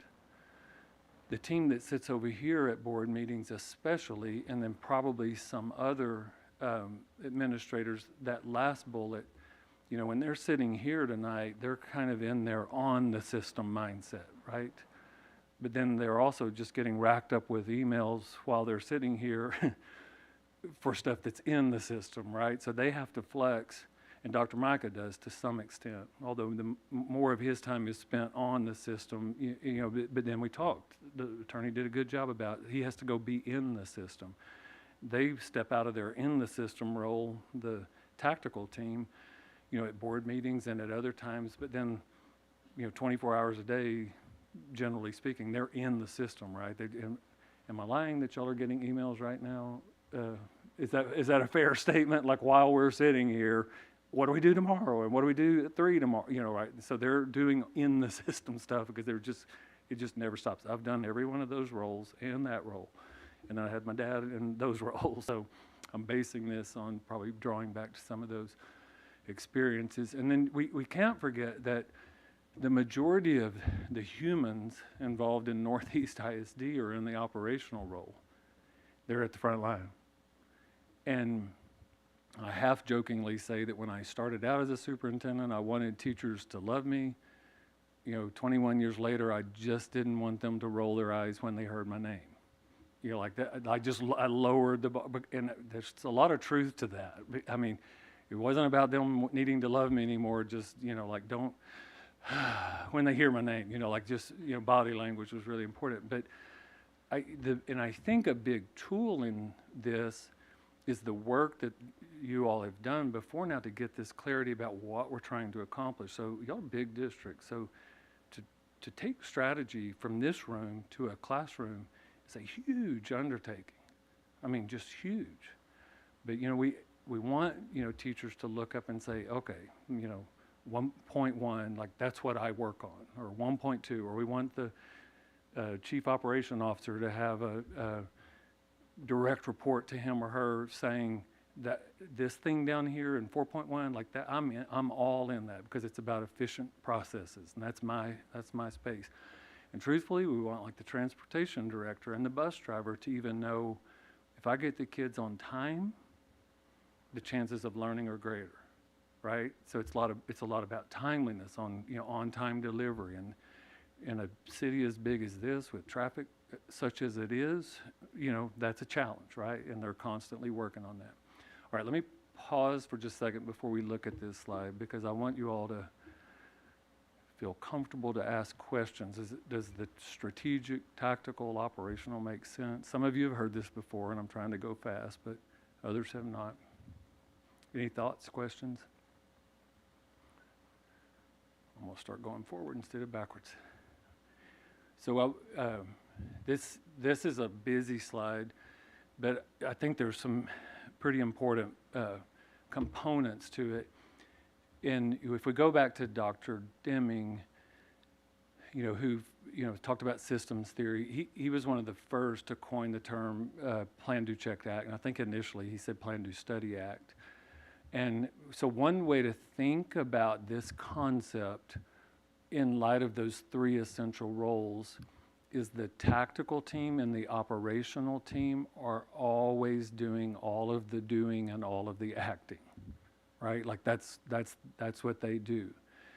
Now, what Dr. Micah has worked on is a protocol utilizing the scorecard where there are opportunities for the trustees to hear updates on the planning and then updates on the checking. and I want to pause there, does that, and Dr. Micah, I know we had a good discussion here, but is that a fair statement? Like you're providing opportunities on planning and checking, okay. But then, we heard it from Mr. Lopez, then you have to go back to the strategic role, and the doing and the acting is happening, 100% with the tactical team and the operational team. Fair enough? And Dr. Micah and Mr. Byer, one thing as a consideration for August the 27th is either the last meeting or a meeting before that, we talked about the protocol for scorecard reports, and Dr. Micah that night, right here on camera and everything, just said, what do y'all want, right? That's what you asked. So I don't want to take a step back, and I want to make sure that we've had enough learning for the new we to make an informed decision. But to me, Dr. Micah, that might be something that once everybody gets their head fully wrapped around it as a full board, then you might ask that question again, Dr. Micah, is all I'm saying, just to make sure that. You read my mind, Okay, Dr. well, Gibson. I feel comfortable. We don't rehearse because we know each other well enough and we think a lot alike. So I knew you would feel that way because it's a new we. And when we made that a determination 6 months ago, it was a different we. But I wanted to put this slide in here just because what Dr. Micah asked was how much does the board, not one board member, not two board members, but the board want to know about updates to the planning and updates to the checks? He asked that question right here. And for clarification, that's in context of the scorecard. The scorecard. Yeah. Thank you, Mr. Bauer. Yeah, Is just that- kind of what do we want to see? What level of detail do we want to see? How often that comes back to us? So that was all sort of part of that discussion. And I think it's, as the new we, needs to happen. Right, Like and it- I wouldn't want to frame it tonight because No. we need to know what that's all about probably before we try to set a protocol about how okay, so this is just starting that process of thinking about that so that we can redefine it. And I'm going to tell you all that most of the boards, the corporate boards that we work with, you'll love this, either it can run the gamut, 15 minutes every board meeting to 1 2-hour workshop a month on a different part of the scorecard, to let the superintendent give the reports at the community meetings, and then we'll watch. There's no right or wrong to that. And if I ever say anything that sounds like I'm leading you towards one of those outcomes or another, that's accidental, because it really has to be your decision. And you just have to, but here's the kicker. You have to make the decision as a team, because he cannot go, or any superintendent, in 7 different directions, right? That has to be an established protocol with the entire team. And I just happen to know that Dr. Mike is fine with whatever the answer is. He just wants clarity on what the answer is so he can hit what your expectations are. I saw him nod his head on that too, so we're going to. So one of the mindset components, is we're trying to move from what we call stage 1 system alignment to stage 2 to stage 3 to stage 4. And, just real briefly on this slide, in the apps, I would argue that when you all adopted a scorecard, Mr. Byer, you got out of stage 1. Is that a fair, right? Like, Yes. we can't say that the arrows are going in a bunch of different directions anymore because we've adopted, these strategic objectives. Right. Now the journey begins, I would argue, specifically to Northeast Independent School District Board of Trustees. Your journey from stage 2 to stage 4 begins. And right, because we've got the plan and we need to understand it better, but we've also got to get more systematic about the plan. And I know you all know this, but my wife would remind me when I would leave, I would run home after work and then eat a bite with the kids and then head to a board meeting, and she stayed out of almost everything, but she didn't mind saying 100% of the times that I went back to the board meeting, she would say, "Don't forget, when the team of 8 sneezes, the district gets a cold." Like that was just her. Well, and it was a good reminder that, we're about to be on camera, we're about to be working as a team, and if we don't exhibit that we are a team, then it just gives permission all the way to the front line that anything goes. And I think there's a lot of truth to that very simple statement. And this is a pretty sophisticated lift that you all are working on here. And so, just said differently, if we're asking for alignment, from campus practices to, the district best practice that we're trying to teach, and then I'm a board teacher and I'm bored on a Tuesday night or a Monday night, and I click on the board meeting, and then I see the arrows going in a bunch of different directions, well, then in my mind I'm thinking, why am I working so hard, trying to align my work, to the district objective? And I'm not trying to meddle here, but I can't overstate the importance of what I'm saying. And it's verbal, even nonverbal. Y'all were talking about going to social events, and like, when do you have a walking quorum and when do you not, a while ago. In my mind, I was going to a different place, that when you come in as board members, there's a lot of eyes watching you, not on the camera at this meeting, but like, do you smile at each other? I mean, seriously, like, does it look like, do you see like you're just under, a spotlight? And congratulations, you're under a spotlight. Now, I mean, I could lie to you, but yeah, you chose to run. In fact, I was here the night that y'all were signing up, so I saw you sign up. But I mean, you are just under, additional scrutiny, and that's just the nature of the beast. Dr. Micah, anything to add to the strategic alignment? Sound fair, what I said? No, Dr. Gibson, but I loved, and I should say I love how you say about the if the board sneezes, the district gets a cold, right? And that they're watching. It reminds me of what I said the other day to our brand new principals. I said, and for those of you that could attend leadership, you heard me tell the story about the one day I walked in. I said, somebody said good morning. I said hello, and I never smiled. And they instantly thought I was in a bad mood and I was having a bad time, right? Like, and that's what I said to principals is you're under a microscope, people are watching. I love what you said. You are too. And Mr. Jimenez and I have already talked because people are already watching and making comments that we're hearing. And so they're watching how you act, how we all act together. Because, and I don't remember exactly how you said it, and I meant to write it down, Dr. Gibson, but how we behave trickles all the way through the system. Yeah. It does, right? 100%. And so, it's a good reminder for all of us that everybody's watching how we act and then determining how they're going to act.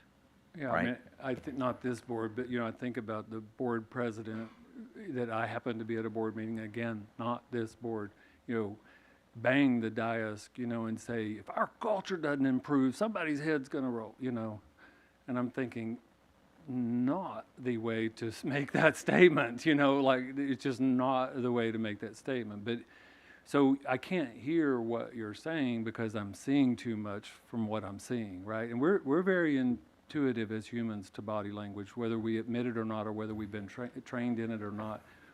As humans, we're very intuitive to body language. Yeah. We just say, well, my hunch is they don't, we're good at it. Yeah, Dr. Gibson, I read an article out of Harvard, or a study out of Harvard many, many years ago, that said 90% of what we hear is through our eyes, not through the words, right? And I've never forgotten that, because to those points that I explained earlier, people are watching, and that's what they're listening to. Yeah, and I do, very well said. And so I want to also make sure that we're not saying that every board meeting has to be, finished with hands held and kumbaya song, or in fact, I'll go back to my dad. He would say, son, don't tell us how to think. Just tell us what you think we ought to think about as a superintendent. And in fact, I remember clearly, I was helping him build fence. I was like, hold on, Dad, I got to go write that down. Because you're elected, you know, to have an opinion. But the thing is, it should be civil discourse with everybody here together, right? Just right here. And then you take a vote, and the best practice that we'll talk about later, if, let's say a vote did not go 7-0, which sometimes they don't, and that's fine. But by statute, that majority vote is the new policy or whatever, by statute. What I would add to that when you're working on team trust is that the civil discourse of the night of the discussion was the time to have it, and then that's it. What the majority decided is what the majority decided. And we, not here, but across the state, you know, we see a lot of low results in team trust that when we start peeling it back and trying to get to the root cause, oftentimes it comes to a vote happening that someone didn't get what they want and they didn't stop, right? They went to Facebook or they went, you know, to social media, and then that's manifesting itself in some other thing in team trust. And so anyway, thank you for Dr. Gibson, or I've said it before, or you, or I don't remember, but diversity of thought should always be up here, Yep. right? But unity and purpose Yep, is what that's it. we're about. That should be our goal. That's correct. Is we're going to differ. At some point, we will all disagree with something or someone, but we got to always remember, and that's what I love about the scorecard, is it grounds us all back to our unity and purpose. So mindset we've touched on, then you all have a lot of tools in place, and these aren't necessarily your words, but you know, this is generally what they are. But the balanced scorecard, of course, or the strategic plan, it could be argued that that's a performance management framework. Those look different in different objectives, but you have strategic priorities, you have strategic objectives, you have tactical actions, everything down that left-hand column, you have lead measures, lag measures. So your product that you've built is based on best practice. And so I'm just confirming that tonight. And then, you know, there's just a lot of other engagement surveys that you're all working on, key work, root cause analysis, run and SWOT analysis, stop, start, continue. Those are other tools that truthfully, Dr. Micah, I think the right-hand side, well, let me say it this way, the left-hand side, I think, is the work that you've been doing. Now you're looking to move to the right-hand side. Is that a fair way to say it? And so everything that we just had the discussion about on this, the board and superintendent sneeze and the district gets a cold, the work over to the right-hand side of this slide is complex. It's taking it from the tactical team down to the operational role. And that's why we think the mindset of having high team trust is so important. Again, back to that whole last conversation we had, because it's challenging with high team trust to get that right-hand column accomplished. It's nearly impossible without high levels of team trust. All right. I'm going to move on, and just a couple of more. Yes, sir. It's the SWOT, just clarification, is Yes. strengths, weaknesses, opportunities, and threats. Yes, and we utilize that kinda- tool in this room. Go ahead, Mr. Mayor. Well, I say, yeah, you looking at, you know, some strategy, policy, and kind of what the good, the bad, the ugly is about that, and how we can sort of mitigate whatever we don't like and help really support what we do of those things. I have the picture in my mind, Peggy, of this room with all the chart paper that night. We had SWOT all over this room. Just so you all know, and thank you for asking that question, because truthfully, that's kind of how we made a decision to start the process on the scorecard, was just get in here and say, what are our strengths? What are our weaknesses? What are our opportunities? What are our threats? And then Ms. Caldwell and I made a little tour of the district over about 37 days. Not that I remember the exact number, but and we actually ran SWOT analyses all over the district in different venues with community members and parents and campuses and all of that. So that's where the process started. All right, I'm going to get to, and Dr. Micah, this kind of tees up the next part of the conversation. In fact, it might be good, and Peggy, I apologize, they have the team trust self-analysis up there now. Thank you for doing that. I did not let Dr. Mike or Ms. Turner know early enough that there were a few handouts, but we had that intro part to get it done. So there's a continuous improvement team trust self-analysis, and then a good governance inventory. And then there's actually a form that we generally use to debrief team trust. So, and all I'm saying, I'm going to click through a couple of slides here, but then they start tying into these components of tonight's discussion. And Dr. Mike, if you're keeping track, which I would if I was you, like we're shifting really from the PowerPoint to, you know, talking about these very concrete tools. But, you know, we are updating this slide, and just so you all know, like I'm working in, on average right now, 2 board meetings a week. And I have for about 90 days, well, probably 100 days. And probably on average, it's 1.2 or something, you know, but it's at least 1 board meeting a week, and oftentimes 2. This is the second one this week. I was in New Braunfels on Monday night. And so we're updating almost like as we're learning, like what are the reasons that people are leaving the strategic role. We're trying to take, it's not, it's anecdotal, but it's kind of systematic anecdotal, but we're trying to just update this slide based on what we're hearing. And so oftentimes, not saying here, but what we're hearing statewide is that, you know, board members are sharing that they've left the strategic role because they work in an organization that's a high-performing organization. If we would just do that here, you know, at the school, and so that's number one. Then another thing that we're seeing is that there's a perception that there's a tactical matter that's broken. But I know you all know this. When you, I think Ms. Thompson, you shared it. I apologize. I don't have good eyes, and I chose to sit all the way in the back corner of the room. So that's my fault. But, you know, when you're hearing something from the front line, just like me when I was on TRS, I've known this person my whole life. And so I want to like take it as the gospel, but I found myself on the TRS board not sharing something accurate because I trusted an individual to tell me 100% of the truth. And then I went back to them and they were like, I didn't tell you that that was a fact. I just told you what I thought, you know.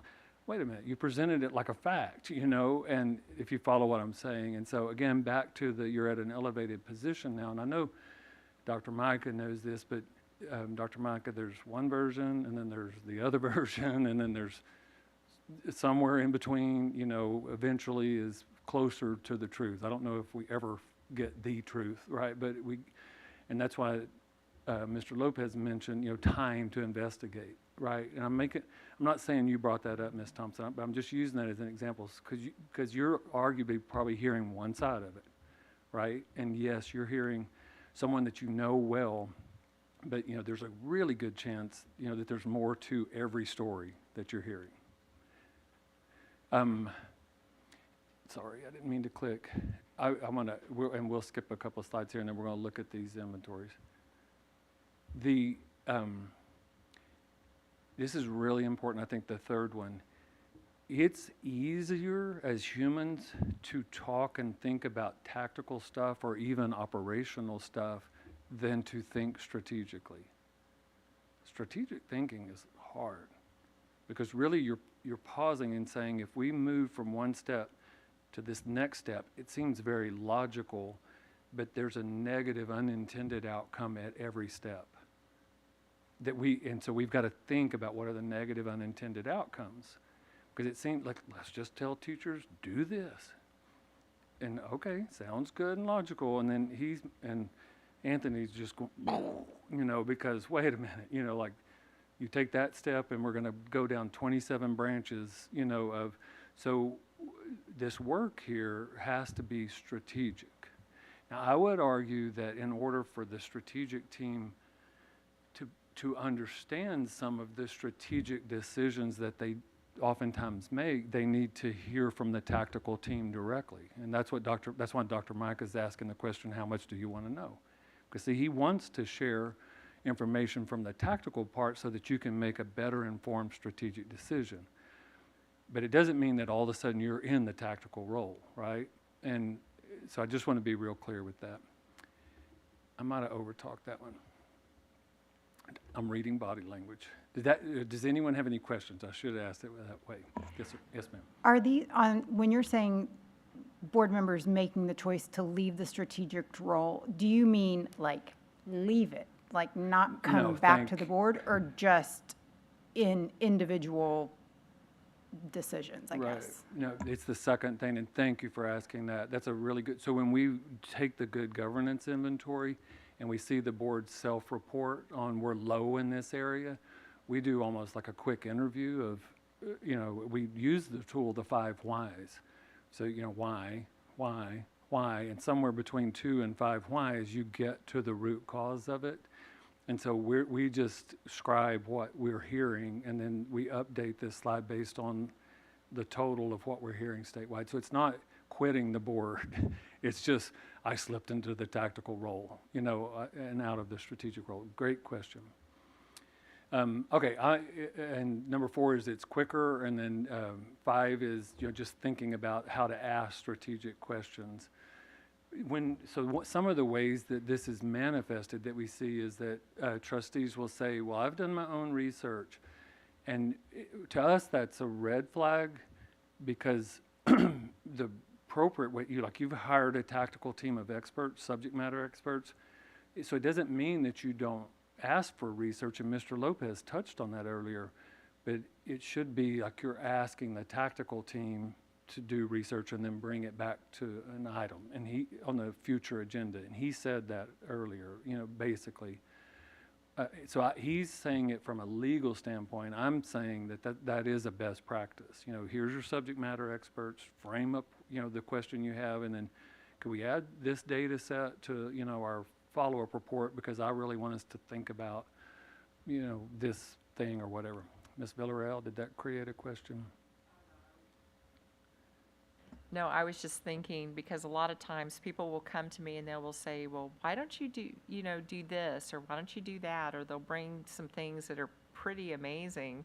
And I'm just, thinking in my brain of some of the things that I've taken to him, Dr. Micah, and then he looks at it and then he'll say, well, okay, this could have this effect, this effect, this effect.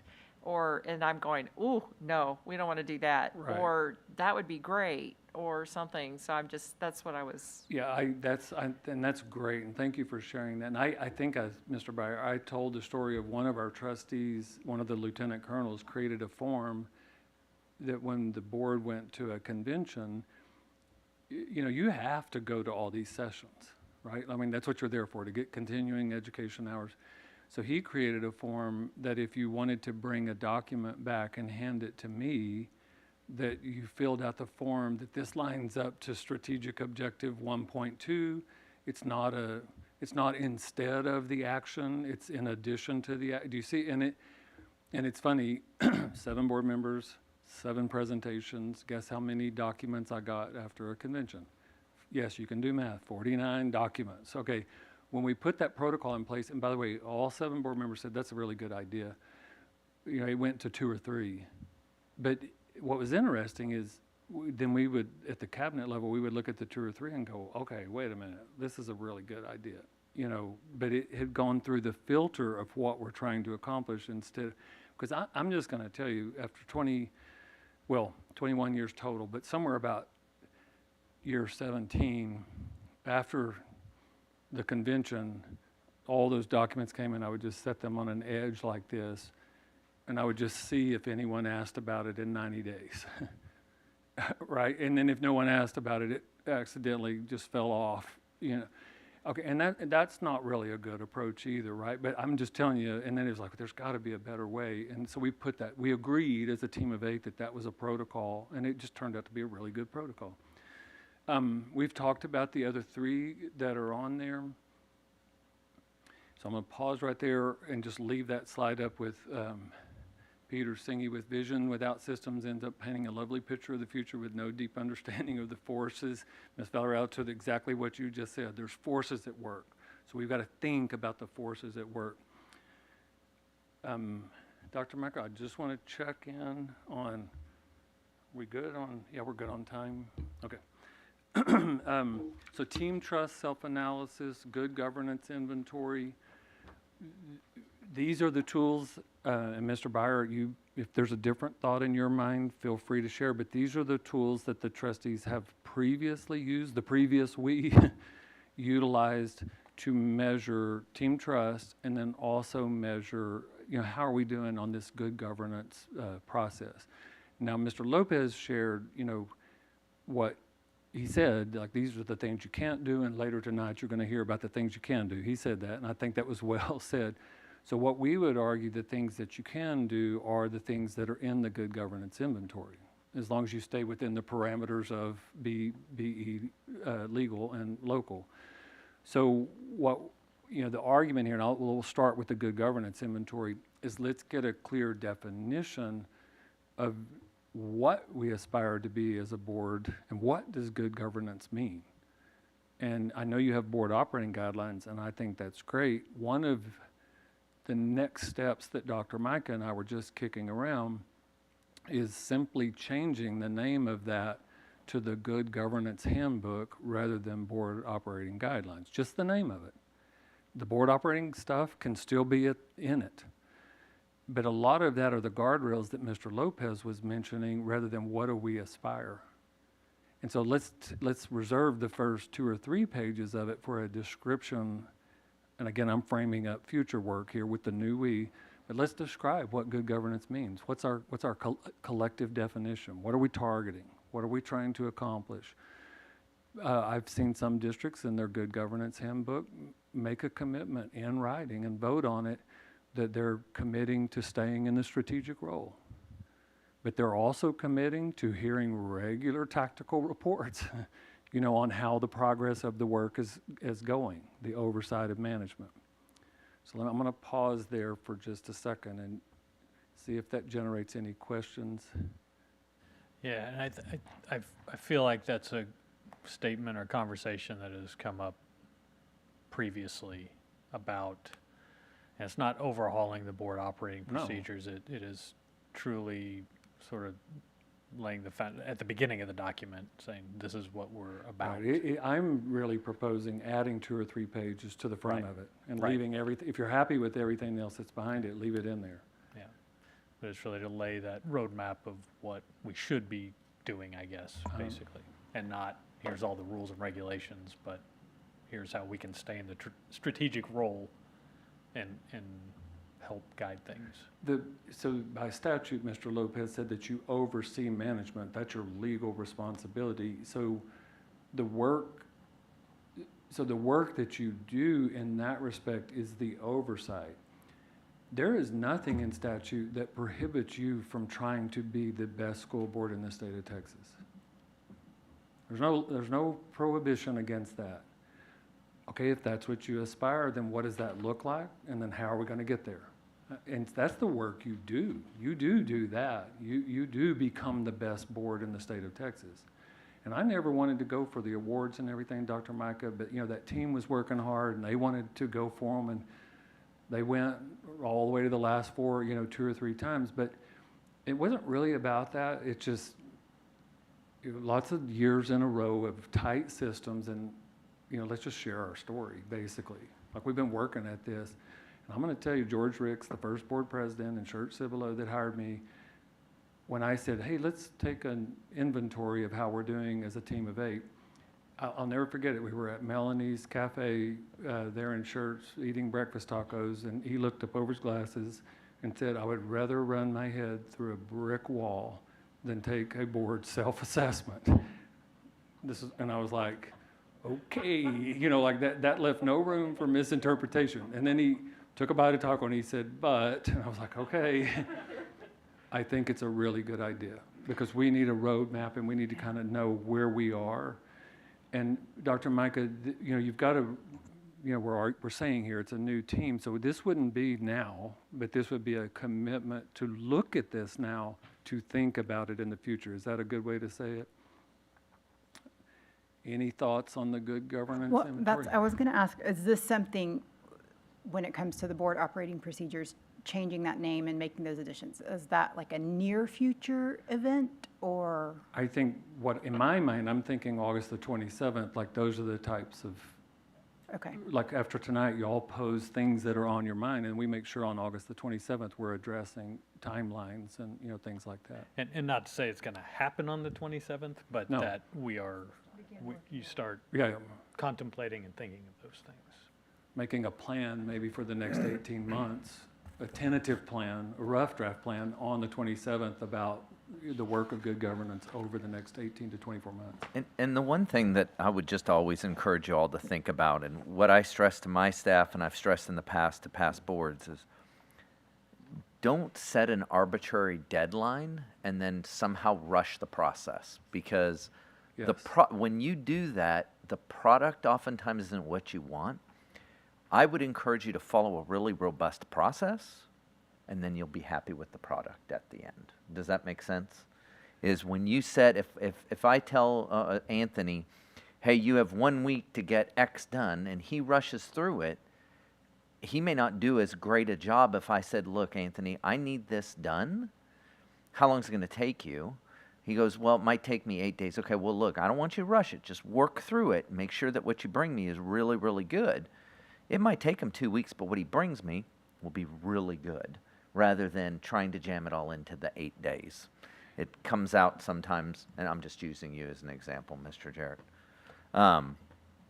Sometimes when you do that, you push through something and you skip certain steps, or you didn't ask somebody, or you missed something along the way, and now you're like, I wish we would have done that.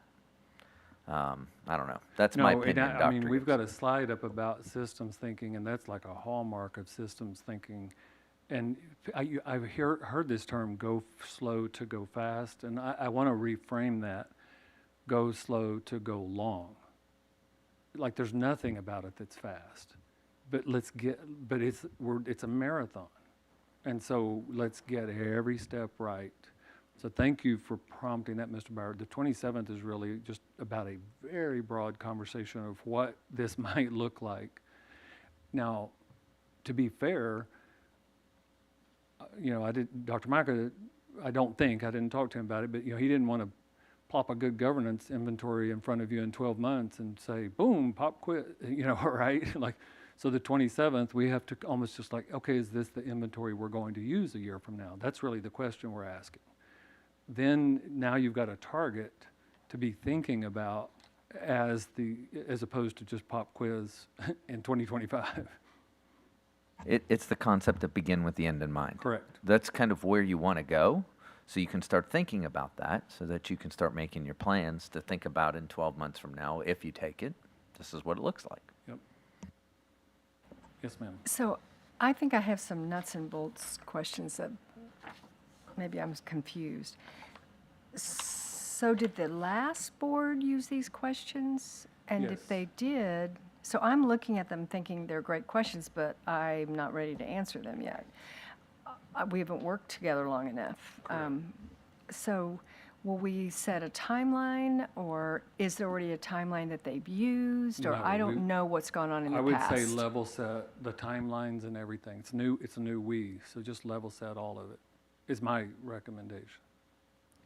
But have them turned in by 8 o'clock tonight, please, if you can.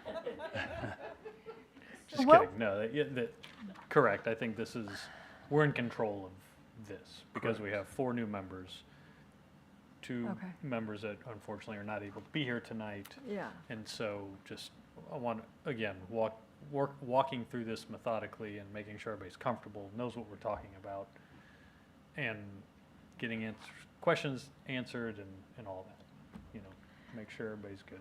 So this continuous improvement team trust self-analysis, Yes, ma'am. what's your guesstimate, or do we do the guesstimate, on when we're going to be able to truly understand each other and have worked together long enough? And, I mean, I don't think that's 1 or 2 meetings. I think that's Correct. a good just amount to- of time. Yeah, I mean, the number that came to my mind it's a great question, you know, is 12 months minimum.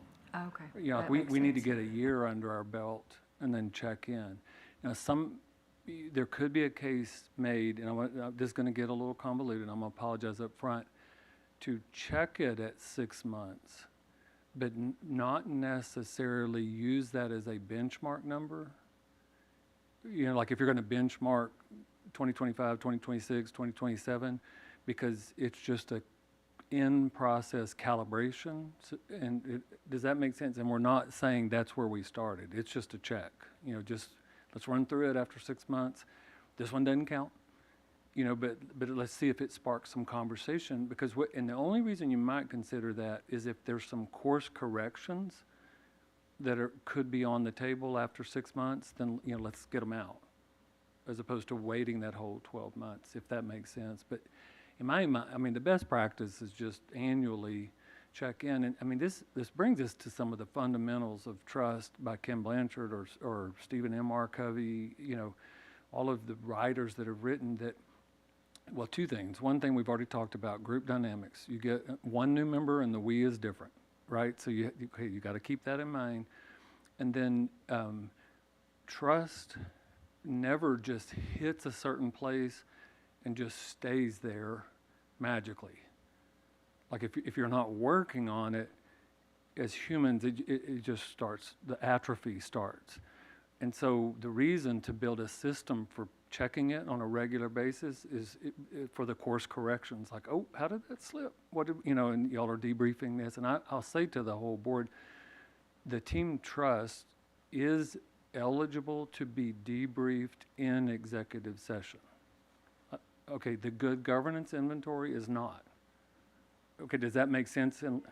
Okay, so it is, team trust can be, and I would encourage you to, when this happens a year from now, to post it as an executive session. Y'all probably have that language at the bottom of every, but I think frame it up because, and we've asked hundreds of attorneys and they've said, yeah, if you're going to start peeling apart why 6 people said this or 2 people said that, and you really want to get to the root cause of it, that's eligible for executive session.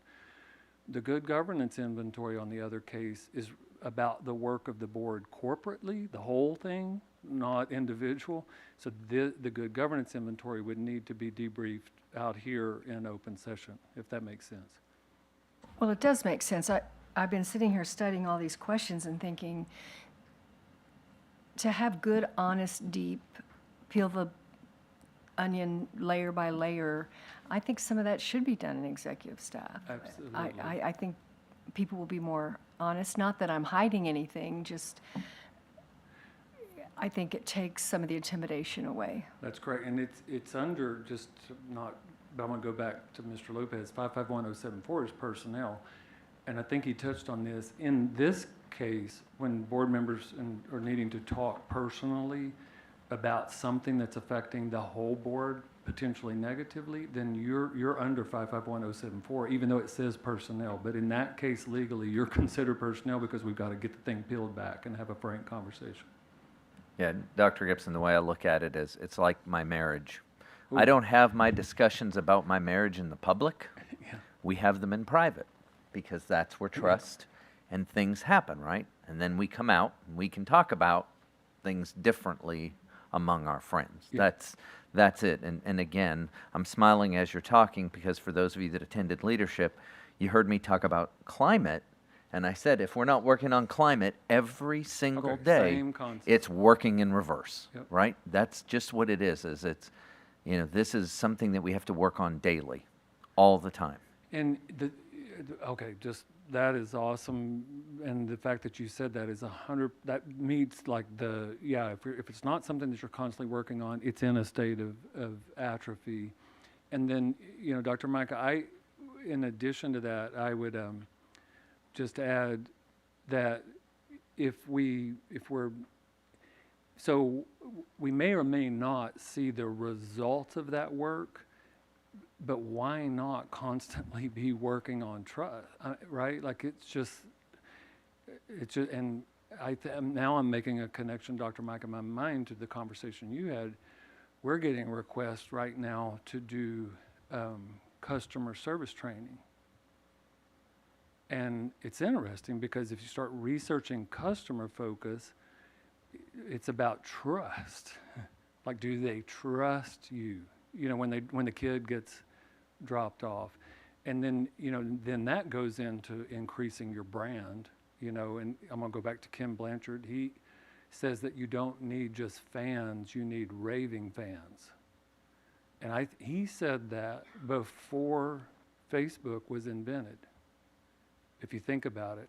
Now, it's imperative that we have raving fans because somebody's got to create a counter narrative to all this amplification of the negativity. So we used to, just, if you think about people as a bell curve, 20% are going to be against everything, 20% are going to be for everything, and 60 are in the middle. The 60 in the middle now are predisposed to lean to the 20% negative because they can't stop seeing all the negative because it's just out there 24/7. So now more than ever, we've got to shift that narrative. It's said in a lot of different ways, but we've got to tell our own story. We've got to be more transparent. We got to, and Dr. Mack and Mr. Bauer, I'm going to go back to that if the team of 8 sneezes, the district gets a cold because that's part of this conversation. Yeah, I think that's enough about that. I have one question. Sorry, somebody else. I have one question. It might be a little off topic, but just to the point of trust.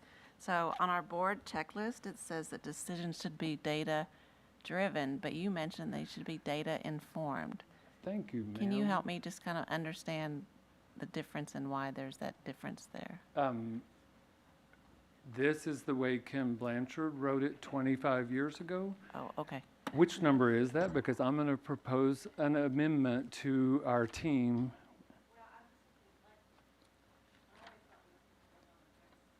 On the premise that we were data-driven, so I was just trying to kind of help myself understand the difference between data-driven and data-informed and how they're not the same necessarily, because I They're- think a lot of what we do comes from data that's driven through surveys or, teacher responses and things like that. So I guess I was just trying to get a better understanding of the differences No, between those two. it's a great question, and it's on the good governance inventory. Truthfully, I think I'm going to propose to our team to update that to be values-driven and data-informed, because we're using data, and you mentioned surveys, so that's largely qualitative data, not quantitative. Anthony can get us reams of paper of quantitative data from 3rd grade alone in Northeast ISD, right? So we're trying to say, by saying values-driven, data-informed, that some of this is qualitative data. So we have to know what we're trying to accomplish, the culture we're trying to accomplish, as we're looking at that data. But thank you for pointing that out. You found an edit that I will propose to the group tomorrow. I don't know if you were trying to impress us with that, Ms. Cox, but that is very impressive. Thank you. Yeah.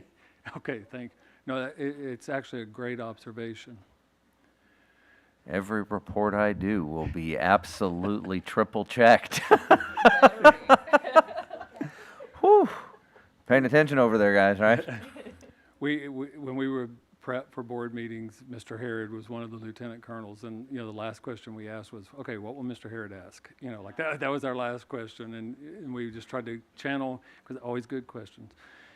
In addition to the matrix itself, and again, this is not for now, it's just showing you what we would consider for the future, at some point in the future.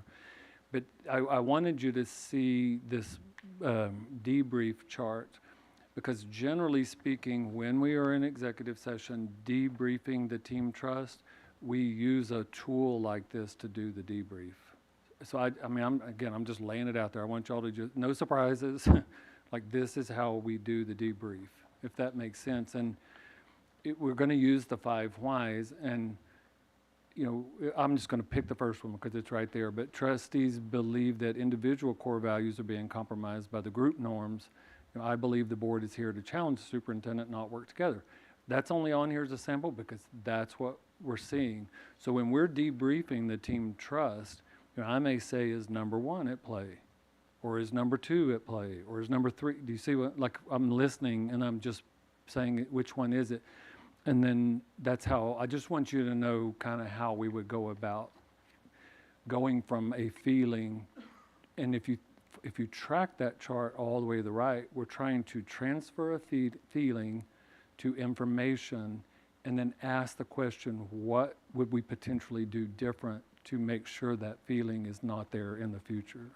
Does that make sense? That's all this is trying to do. And is there something as superintendent, I need to stop doing? Is there something I need to start doing? Or, so I like to think of it as stop or start. Like, usually feelings get hurt when you need to stop something or you need to start something, right? And so we're just using what's called a stop-start tool as part of the debrief. For some point in the future to be determined loosely on the 27th. Dr. Micah, the last two things on here, and we actually, I put number 5 on that working agenda, but we've talked about the scorecard quite a bit tonight. I should have thought about that. It's just naturally going to come up. Is there anything that you would want to add to that number 5? Because again, we've touched on many of those.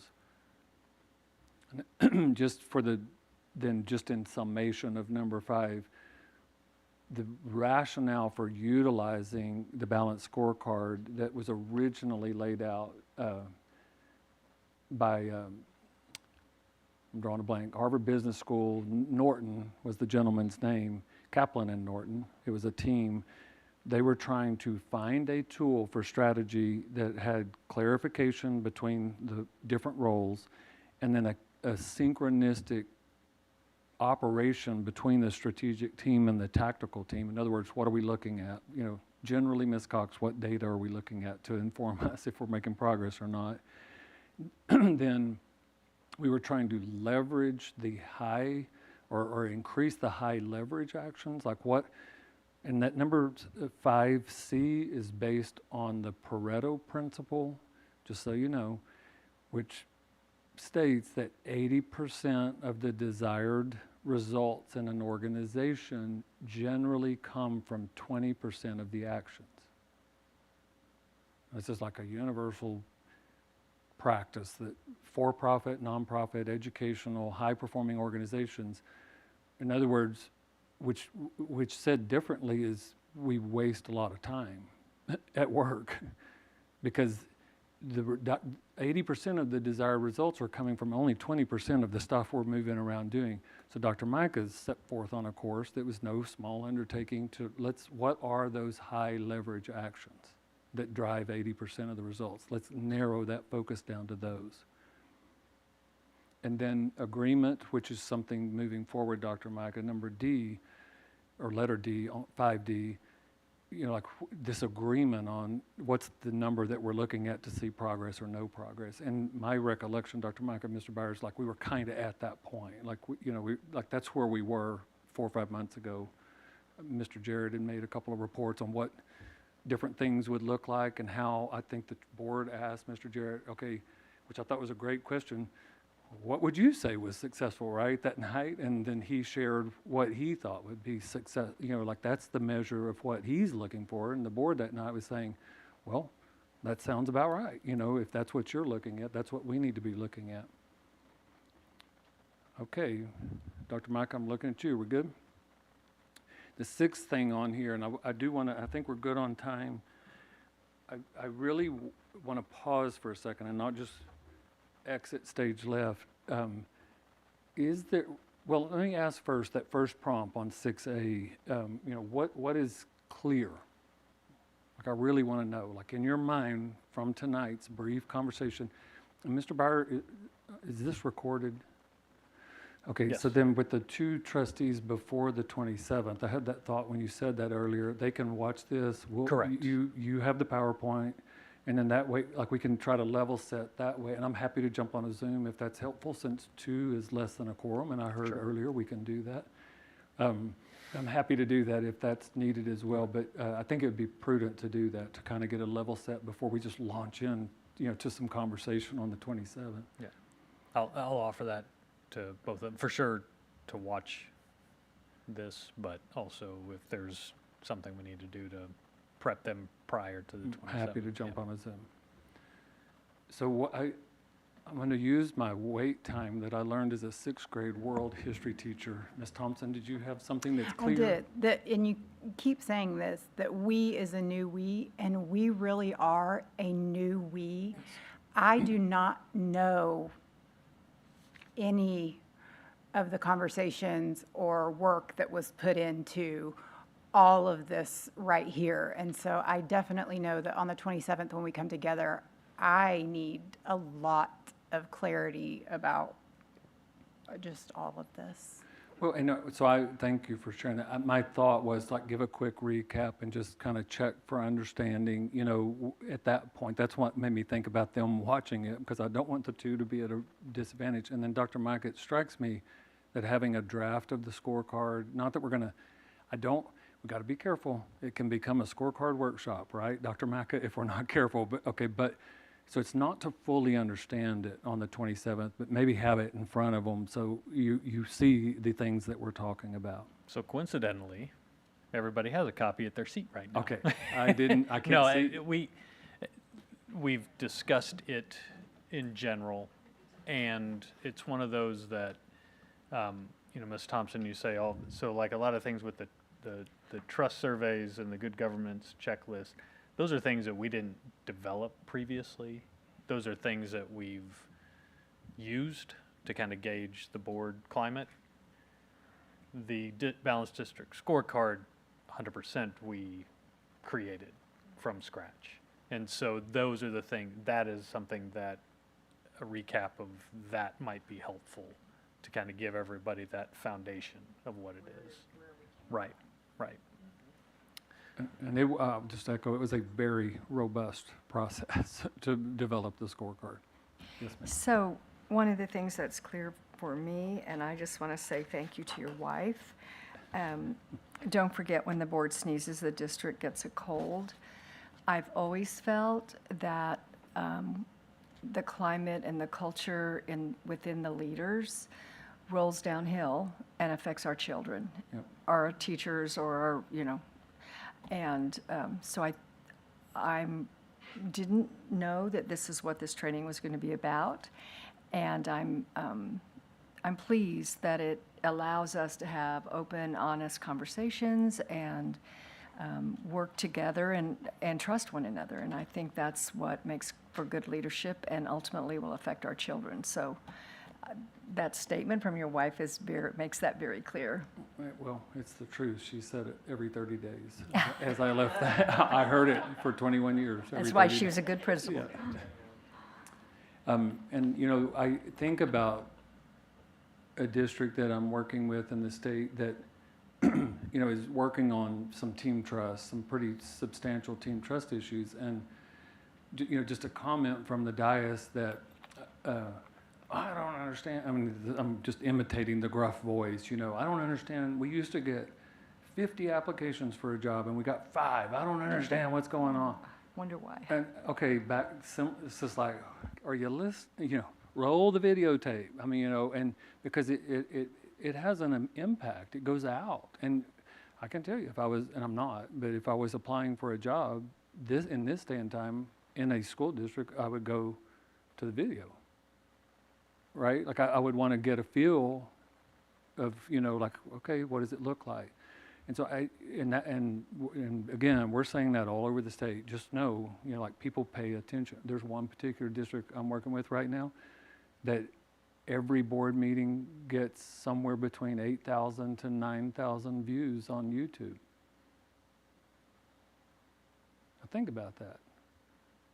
I mean, it's almost like must-see TV. Like, I mean, people can't wait.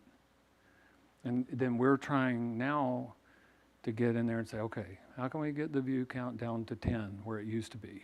You know, like the board president said, not in the dais, but privately, like, your job is to make board meetings boring again. You know, like that's what she charged me with. And it was like, yes, ma'am, you know.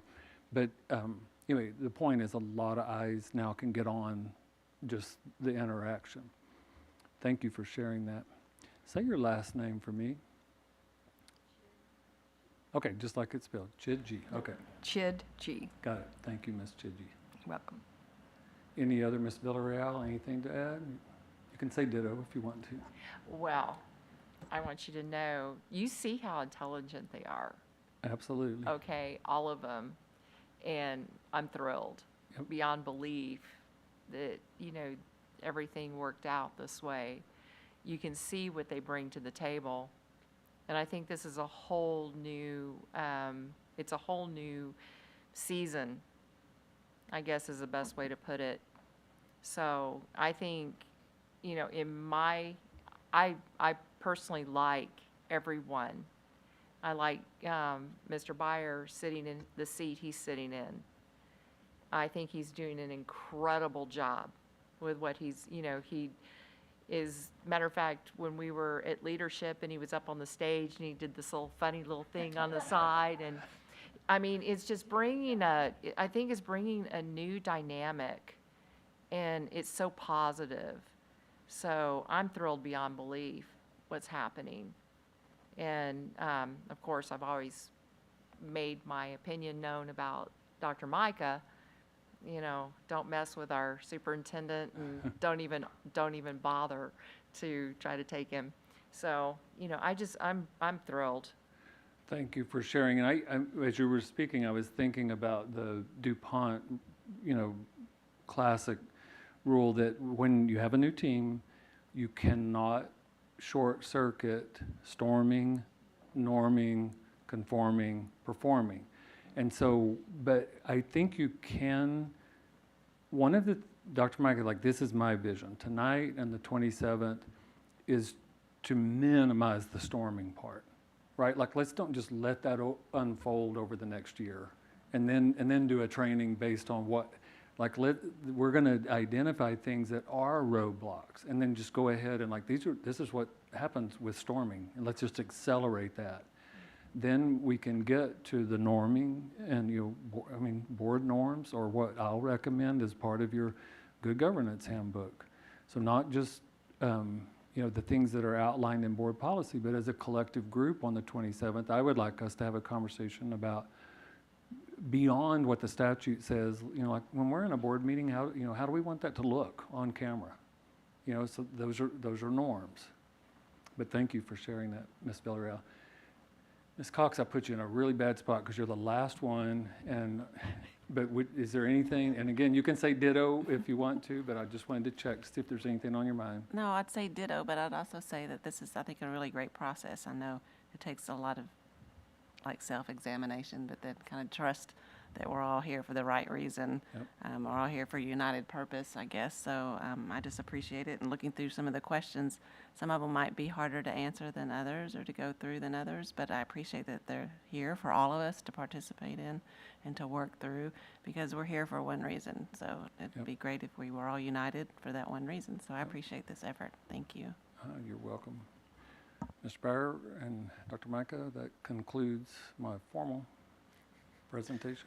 Well, Dr. Gibson, thank you very much. Always a pleasure to have you kind of lead us through a lot of this, and look forward to picking this up again in a few weeks, and then see where it goes from there. And I would say, you know, in my new position, that I think it's obviously valuable for somebody like Dr. Gibson to lead us through this, but then as 7-8 individuals, I think that trust is paramount, and this isn't an indictment on any one person or any particular situation, but I mean, the district and the community saw for the last couple of years.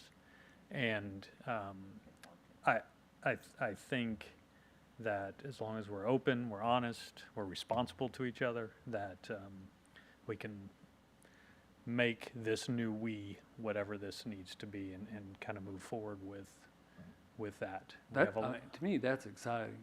correct. Just like Yeah. blank slate. New we. Yep.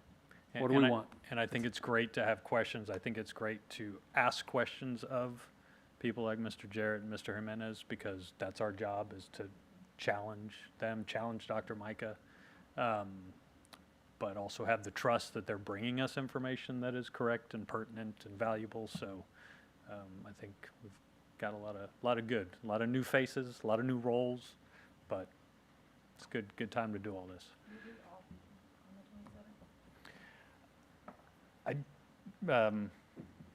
Possibly. Working on that. Do you mind if I just add one thing? I think I would put this out because my staff and I talk about this. Mr. Jarrett and I push on each other all the time. So does Mr. Jimenez, Mr. Villarreal, and so forth, like, we're always in some form of debate about something, sometimes more spirited than others, right? Just depends on the issue. But I think what I would encourage you all to remember is this. When we get into some heated discussions about whatever it is, like today, I'm just thinking of this morning, Mr. Jarrett, about the one issue that we began with. And I said, look, here's the way this is going to be, right? And we're talking about it. What I never doubted was he was on my team. And I knew whatever he was asking me was in the spirit of trying to make us better. I never doubted it. And I think he would be best. I don't think he ever questioned me. Even though I was sometimes saying it very passionately, and it was never like it was about you. It was about this issue and making it right for our employees and our students, right? I think that's the thing. Like, it's sometimes how we approach it, the question, and how we ask those things on whether do we feel, my wife says it, so I'm going to quote my wife. Are you building them up or are you tearing them down? Yeah. Which one are you doing? Yeah. And we always try to build each other up. And if for some reason, I'll quote my wife again because I'm coming up on 30 years of marriage, hopefully, in October. Hopefully nothing happens between now and then. Yeah, that's right, I haven't crossed the finish line. But we have a 24-hour rule in our house. Something said, you got 24 hours to say it. Otherwise, it just festers, and it becomes something that it wasn't meant to be. That's what we try to do, too. We apply that upstairs because I don't want it to become a problem in there. So I just want to, because that's how we kind of run our stuff, and it kind of reminded me of it, is just question, do things, absolutely, all in the spirit of trying to make it better. And that we should never, ever question one another's intent behind the Absolutely. question, right? That's real trust. It's real trust, and you can't pursue a continuous improvement model without trust. I mean, we can act like it, but it's not going to work because we have to have the trust to say it's not quite where we want it to be and know that that's not going to be weaponized, right? That's really, if I can use that, Dr. Michael, like that's what we're saying, like I'm going to be vulnerable knowing it's not going to be weaponized back to me because we trust that we're trying to get the thing better. Thank you, Mr. Byer and trustees, for allowing me to be a part of this. Absolutely. Does anybody else have any questions for Dr. Gibson? Awesome. Well, with that, item 7 is adjournment.